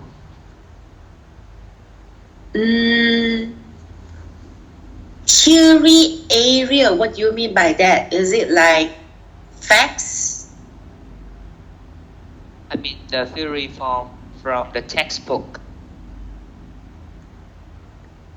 Section that theory, okay, like what I mentioned, if you actually take everything from the textbook, when you submit it in to turn it in, there will be one issue, the plagiarism. So I do not want the students to really, take the textbook as we call a reference point, that everyone use a textbook as a referencing. Because at the end of the day, when you submit in to turn it in, then the similarity rate will be very high. Because the similarity rate that we allow now for this round is only 15%. Nothing more than that.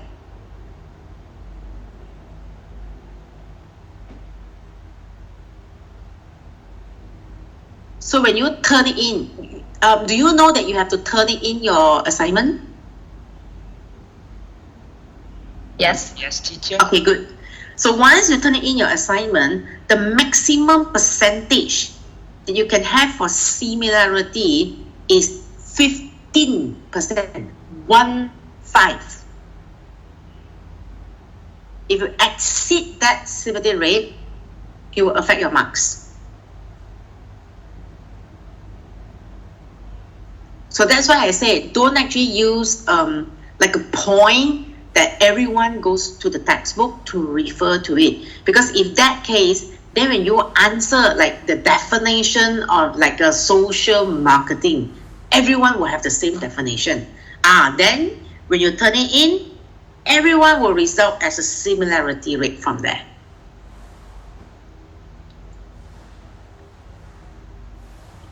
Teacher, so what is the topic for question 2? I'll be coming on next to that. Okay. Yeah, the next one. I'll be coming on next to that with the slides, preparing it for the second part already.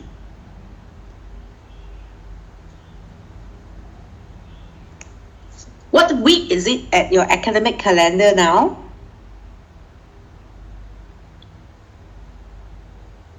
Let me check. Is it week 12 or week? I was counting it that day.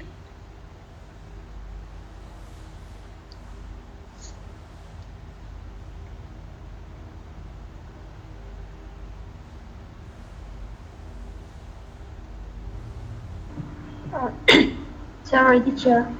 Yes? I have a question. How many example we need in the one section? I don't really want to limit you by your examples, because in the examples, it actually depends on you when you wanted to deliver your information. Like just now, I've used so many examples from there. So in examples, I don't really restrict you like, oh, you must give 2 examples or you must give 3 examples per question.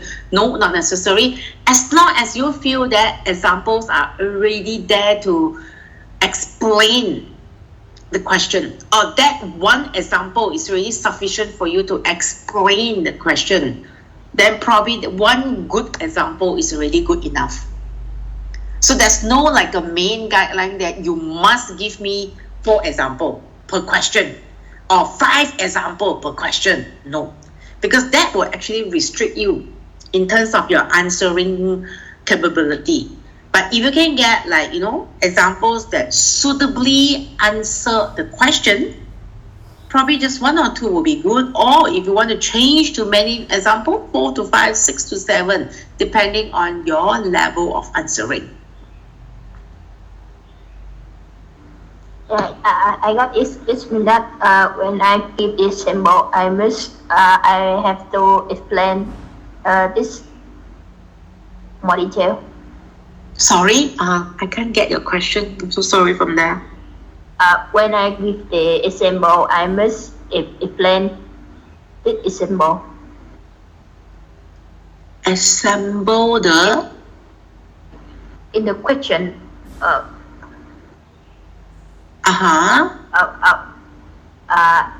I mean, when I give the example in the questions, I have to explain. Probably you type it in. You can type in your question. Can you access to meeting chat? Yeah. Yeah, because I think the mic is also getting loud and soft at the same time, so I can't really get. But I heard assemble the question.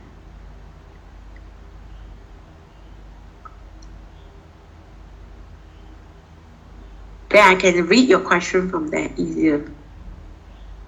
Teacher, Yes. how to score better for this assignment? Your Do you have any evaluation, criteria? like your evaluation on how you evaluate your answer, especially on your critical thinking. That is one of the score that you can really bring marks really high.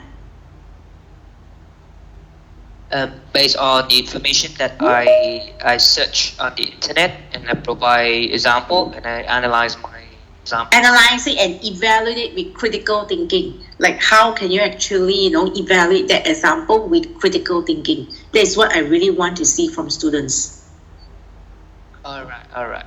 Yes. Because the portion of your evaluation of the example, along with your analysis, that part there is actually one of the highest allocation of marks.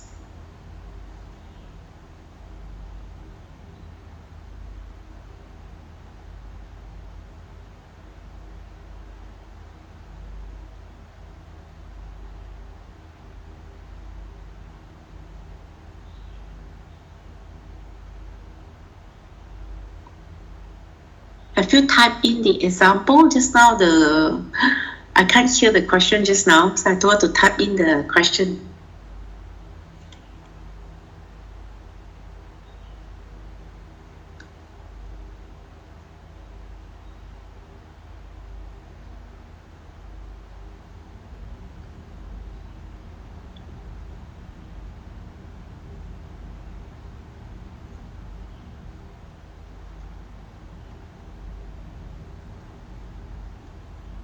No? Okay, let me go ahead with the second part now. Then later on, I will have another section of question and answer. Then you can ask me more questions from there. So this will focusing on the second part. So second part here is actually looking into the digital commerce marketing and advertising in terms of strategies and tools. So we look into the features of the internet marketing versus traditional. How do we see more personalized, more participatory, and more peer-to-peer and more communal? So these are the most effective internet marketing that has all the 4 features. That you have personalization, participation, peer-to-peer, like we call the review or a chat or a forum, and a commoner from there. So multi-channel marketing plan will actually cover it through the website. The traditional online marketing such as the search engine, the display email, the affiliate that we mentioned just now, there'll be one part of it. And the social marketing that you actually bring down to the social network, the blogs, video, and game, and the mobile marketing that actually moving on to the mobile, the tablet sites and apps. And the offline marketing will be the traditional one in the multi-channel marketing plan that you move on to the offline marketing that is down to the television, the radio, and the newspaper. So in that strategic issue, you need to actually get a very good marketing plan that you need to focus into what are the things we call what are the staple that you can really focus as a good marketing plan. Because in the marketing plan, you need to know that the effectiveness and how the effectiveness are run in e-marketing. Okay, the effectiveness that's run in e-marketing, that you need to have a very successful marketing plan. And you need to integrate the different platform for a coherent message and to allocate the resources that how you measure and compare the metrics from a different platform and how do you link to the sales revenue. Because every successful website, you need to generate sales revenue from there. Because if you don't earn from a website or a platform, then there's no point for you to rush to an online business that participating in the e-business, but yet you are not earning from it. So that's a misunderstanding that a lot of people will think that, oh, the moment my business have a website, I am deemed to be successful, but not necessary. Because at most of the times that if you actually created a website, but you do not handle it with a good plan or with a good strategy plan, the website will fail. Okay, so you need to know that the dimension of what is covered as the effectiveness of the e-marketing. And of course, into establishing the customer relationship, you need to see the website function, how to establish your brand identity. You know, like what we mentioned just now in the video, Phil managed to actually create his own brand identity. The customer expectation into differentiating the product that's anchored the brand online. Center point for all the marketing messaging. That means you are just focusing in one.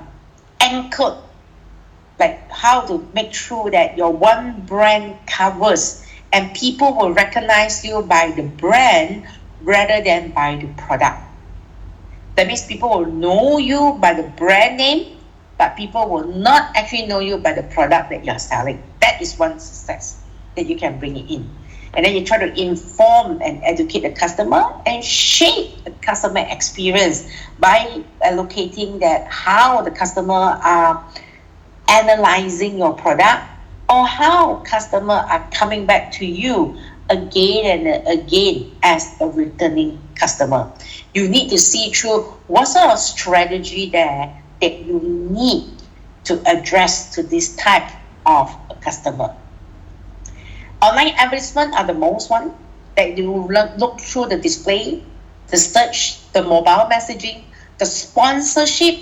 What sort of sponsorship that's coming in, like those sponsored link, sponsored story, sponsor feeds, or even when I search for a word in Google, they have those sponsor ads coming in Google. So of course, what sorts of this sponsorship that's coming in, that's what I meant by sponsorship, the sponsor link, the sponsor ads, the sponsored story. So usually when you search for a word in Google, the sponsor ads will come first before the organic search.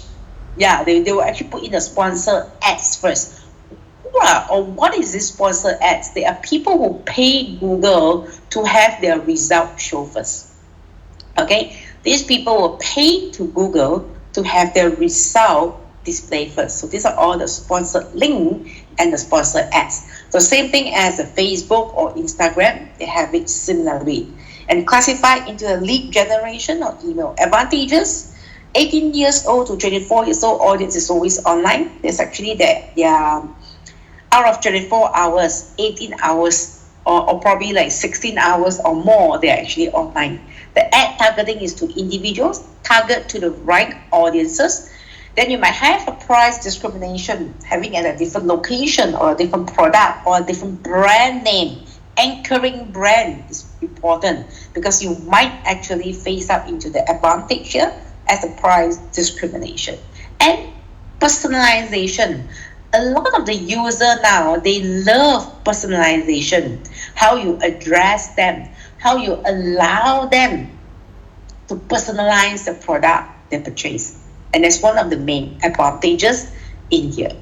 So traditional online marketing and advertising tools will actually go into search engine marketing. What are the way that you allow the search engine to participate in the platform, or even the search engine to make it available at the website in terms of the display ad marketing, the email marketing, the affiliate marketing, the viral marketing, and the lead generation marketing. So remember, the focus here is actually on the strategy on what sort of a marketing will work in e-commerce. Okay, my focus here is not marketing, it's more on the strategy that will be succeed to bring it on to the website. That means I am looking at a strategy to make a website successful. But I am not looking at marketing to make the website successful. It's different, yeah? So it's a strategy. What sort of strategy that you need to analyze, to introduce in, so that the website will not fail, the online business will succeed. That's the key of it. But it will still cover in a little bit of the marketing topic, because these are the part that is assisting it to be successful. So of course you have the search engine marketing, SEM, that is use the search engine for branding. Search engine advertising, that's use of the search engine to support direct sales. Types of search engine and advertising, there is a paid inclusion, PPC, paid per click search ad, is going to assist it like a keyword advertising, and the network keyword advertising, context advertising. All right. So these are the things that people might actually include into bringing up the success of their e-commerce, their e-business, ensuring that people are aware of their existence. There's so many cases that the business are actually online, the business have a website, but nobody is aware of the existence of the website. The same thing, you have created a mobile apps. Mobile apps will not be automatically downloaded in your phone. You need the consumer to search for your mobile apps to download it. So how do we create the existence that people know that you are already online, that your company is online, your brand is online, and people are coming to you, to your website, and for the further convenience, people are downloading your apps in a smartphone, in m-commerce. So this is where you want to attract them. How do we get them? Is it SEM or SEA or PPC? And that we will actually get them in from there. Okay, so of course you get to see the display ad marketing that's actually built into the banner ads, the rich media ads, the interstitial ads, video ads that is actually far more effective than other display, which is why Instagram and TikTok are focusing on a lot of video ads now, along with YouTube. YouTube main success there is also with their video ads. Sponsorship, native advertising, looking into content marketing, advertising network, ad exchange programmatic advertising, and the real bidding of RTB, real-time bidding. And display advertising issue, you have your ad fraud, viewability, and ad blocking. You might actually experience to this issue because some people, they will actually do ad blocking. They do not allow the pop-up ad to be in their URL. So from there, how do we actually look at the viewability? Avoid a pop-up ad, have everything in the website. So this is one of the display ad marketing that you need to enhance it to create the awareness that your business is already online and people are coming to you online. Okay, so of course the existence of the business is already there. You already have a URL, but how do we get people to come to your URL? Okay, this is one thing that I need you to focus at. So of course, how an advertising network such as a double click work, is actually how you see through the consumer will request a web page from the ad network member site. The merchant server will connect to double click the server. Ad server will read the cookie and check the database for profile. That's the user of the profile database here. And the ad server select and serve an appropriate banner based on the profile. And double click follow consumer from site to site through the use of a tracking file using the available servers in the member network firm and result it to the consumer. So all this is happening in that split second when they started to search for a product or search for the info. Okay, that's how it goes. So of course, in terms of email marketing, you can go for direct email marketing. How do you send message directly to user so that they are aware of your existence or remind them of your existence? The benefit will include inexpensive average through the 3% to 4% click-through. Measuring 3% to 4% click-through means every 100% you send, you might only get 3% to 4% come to you. That's what we meant by 3% to 4%. Every 100% or every 100 mail you send, you might only get 3% to 4% coming to you. That's what we meant by 3% to 4% click-through. Measuring and tracking responses, how do you measure to them that they are coming to you and how long they are spending in reading a website? More than 3 seconds, less than 3 seconds. If they spend more than 3 seconds reading a poster, reading your advertisement leaflet, probability of them coming to you is there. And you must actually have through the personalization and targeting, know how to address them and target them according to their online behavior. But the main challenges here in the email marketing is spam, because at any point of time your mail might fall in the spam mail. Anti-spam software that you might not even reach the user.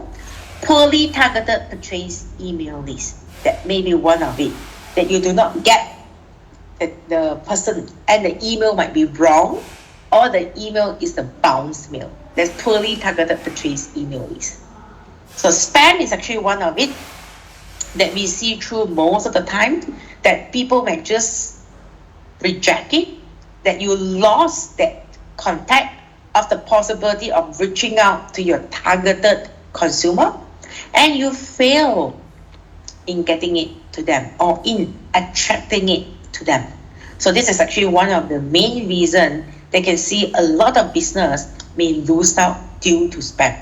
So it's the unsolicited commercial email. Around 55% of the email in 2017 is actually lost to it. Most originate is from the bot network. Effort is to control spam have largely failed, and the government regulation of CAN spam, CANSPAM, there's a state law voluntary self-regulation by industry of DMA, and is a Canada stringent of anti-spam law. So spam is actually one of the things that may become a boundary of that. So other types of traditional online marketing, you'll get to see through. You might want to go through that as part of the strategy to make your website or your online business successful in e-commerce. Affiliate marketing. Get people to send to your membership. Affiliate marketing is about how people are subscribing to you.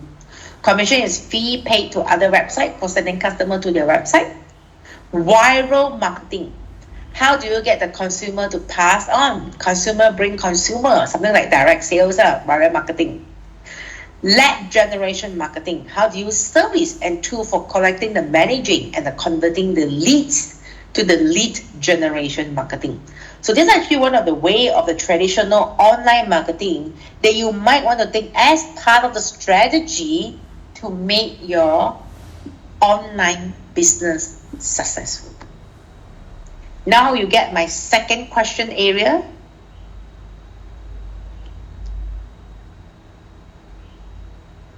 Have you got the tips of the second question area?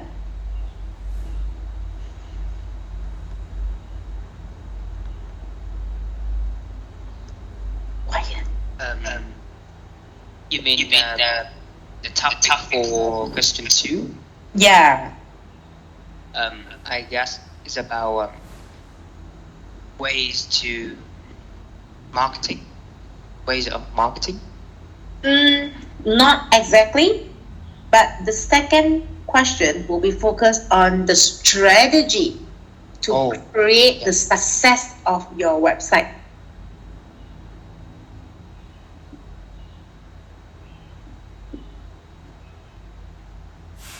But the strategy will involve some way of marketing because you need to market your website.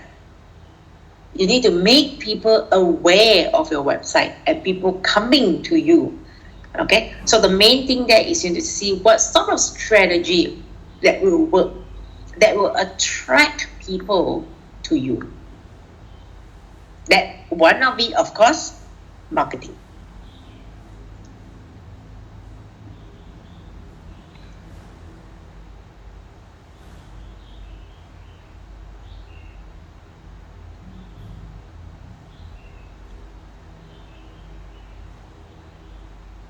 Teacher, Yeah. could you share the whole slide on the LMS system? The slide on the slide that you are sharing. Today I share it to the HLMS. Yes. Okay, no problem. Thank you, teacher. Yeah. Because it's very clear. Yeah. I was thinking that you want me to show you. I thought you want me to show you HLMS. Yeah, I can share this slide to HLMS. No problem. Yes. I can put it up there. Okay, as a revision. I'll put the title as a revision of this date, 24th of May. Okay, let's continue. So once you get the idea, I will continue from here. So you get to see the social, mobile, and the local marketing and advertising. How do you use the online social network and communities? How do we use the mobile platform, the influence of the mobile apps to get the younger generation to come in? Because younger generation are the ones that will be attracted to mobile apps. And how do we go for geo-targeting? That what I just mentioned earlier on, that the area, like a District 1, having all the business in District 1 coming together as a geo-targeting, that people would know that these are the availability that area. Have the apps created on that. So of course, that's actually one of the geo-targeting. And probably from there to encourage people to purchase it, coupon. A $5 coupon, a $10 coupon that people, once they spend it, they get a discount. That's where people will download the apps. Okay, that's one. Social, mobile, and the local marketing and advertising. Teacher, do you have to focus on a particular campaign when we discuss about the strategy of marketing, or we just generally discuss about the advantages and the disadvantages of the strategy of marketing? I wouldn't simply say that it's just the advantages and the disadvantages, but I need you to actually, how would I put it in words so that I don't leak so much things out? I need you to actually identify the successful strategy. That generally on a generally way, not a particular campaign, right? Yeah. Yeah. So could we give example for each company? Yeah, you can actually give the example of the company that is success, that actually managed to create the awareness in. Yep, you can do that. So of course, I can't really say that question 2 is based on chapter 6 or chapter 7 or chapter 8. No, it would not, because the question 2 will be one of the area that will have few chapters coming together because it's about strategy. So the whole thing about that is what strategy will be successful.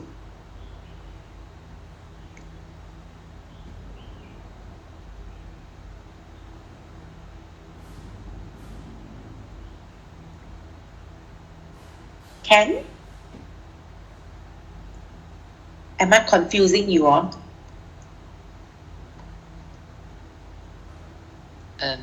Yes, I think I got the idea. Okay, good.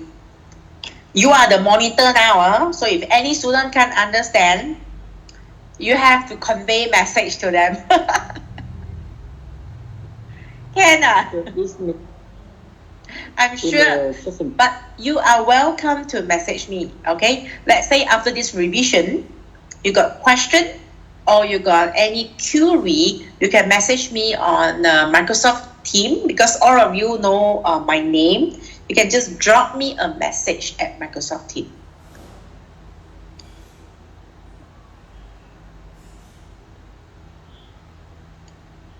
I have a question just now. Chao Tang Lloyd. Yeah, I'm here. Yeah, you have a question just now? Yeah, I have a question for session 2. This means you will give us a case study, and after that, we analyze which is the most successful strategies for this case study. Is it right? No case study. This time, no case study, but you will just actually use your knowledge that you have covered in e-commerce to give me the successful strategy to make a website a success. Yeah, I got it. Okay, no case study. I didn't give case study this time because the last round I gave case study in the last sitting of exam. I didn't get what I want from the student. So this time I did not put so complicated in the case study. I make it very direct question. Then you just try to apply it from there, what you have learned.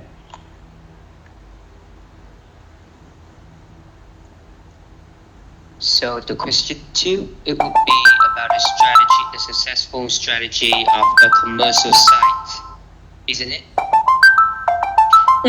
Yeah, in a way you can say that is that, yeah, correct.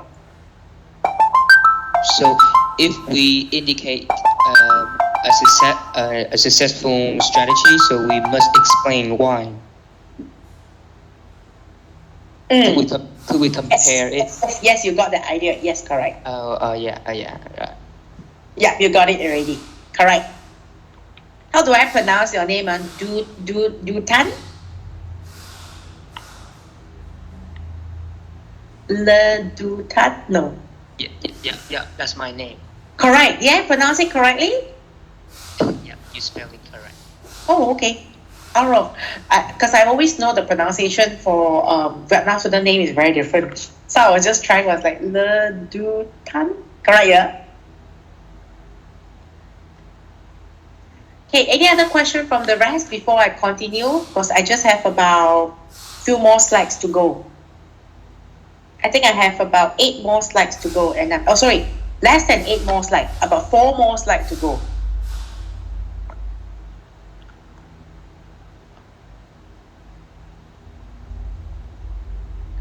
I continue first, then after that I will open up to more questions, yeah? So in the multi-channel marketing, we are looking at the integration of online and offline, that increasing the percentage of an American media consumer that use several media at once. You reinforce the branding messages across the media, and more effective multi-channel campaign that can use the consistent immeasurable across media. That's where you get to see the multi-channel marketing. Yes, I can actually put in the recording. Recording will be, LMS recording for 3 hours. I'm not sure, but recording will be at team. I saw the question in meeting chat. Recording will be at team because LMS for a 3-hour recording, I'm not so sure because our recording have gone up to 3 hours now. As you can see the timing. I will try, but at the same time, you can also access it in Team, Microsoft Team. Okay, you can access it here. Okay, Tran Dang Ko, correct or wrong?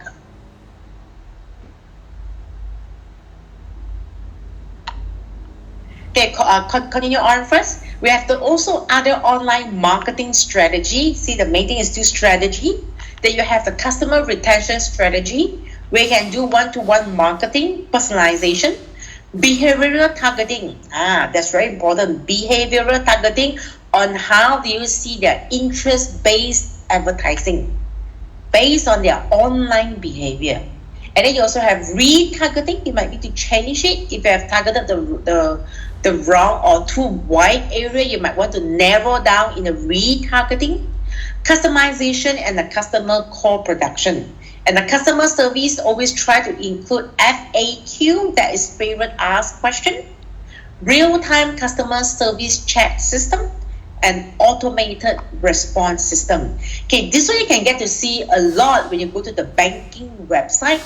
They have this robotic answering chatbot. And that chatbot, they will actually automatically respond to you on general question. And then if you want to have a more in-depth question that is not programmed in the general chatbot, then you will speak to customer service. So this is one of the customer service that is successfully done in the website. So everyone who visited the website, they can get what they want to know. Instead of them going to the website, but they cannot get the information they want, then they will leave the website because they can't get the information. So having a kind of a customer service like an automated response system is good as one of it. So of course, next or the last 3 slides, they are looking at the pricing, how the integral part of the marketing strategy, how the traditional pricing is based on a fixed cost, variable cost, or demand curve. Because when you actually do a pricing about the product that you are selling, you must actually know what sort of pricing to base at.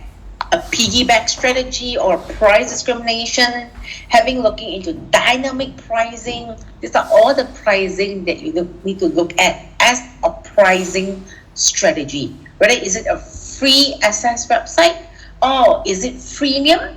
After about 30 days trial period, are you charging it? Because some website they do it this way. They give you free for 30 days. After 30 days, they will start for charges. So there might be a free or freemium or versioning, bundling, or dynamic pricing. Those are the pricing strategy that you can touch on. And part of that is a long tail marketing. How do you see the long tail marketing? That the internet will allow for sales of obscure product with little demand. This is the one that is a challenge. How do you actually see through a sales of a product with low demand? How do you do the substantial revenue because of near zero inventory cost with little marketing cost and search and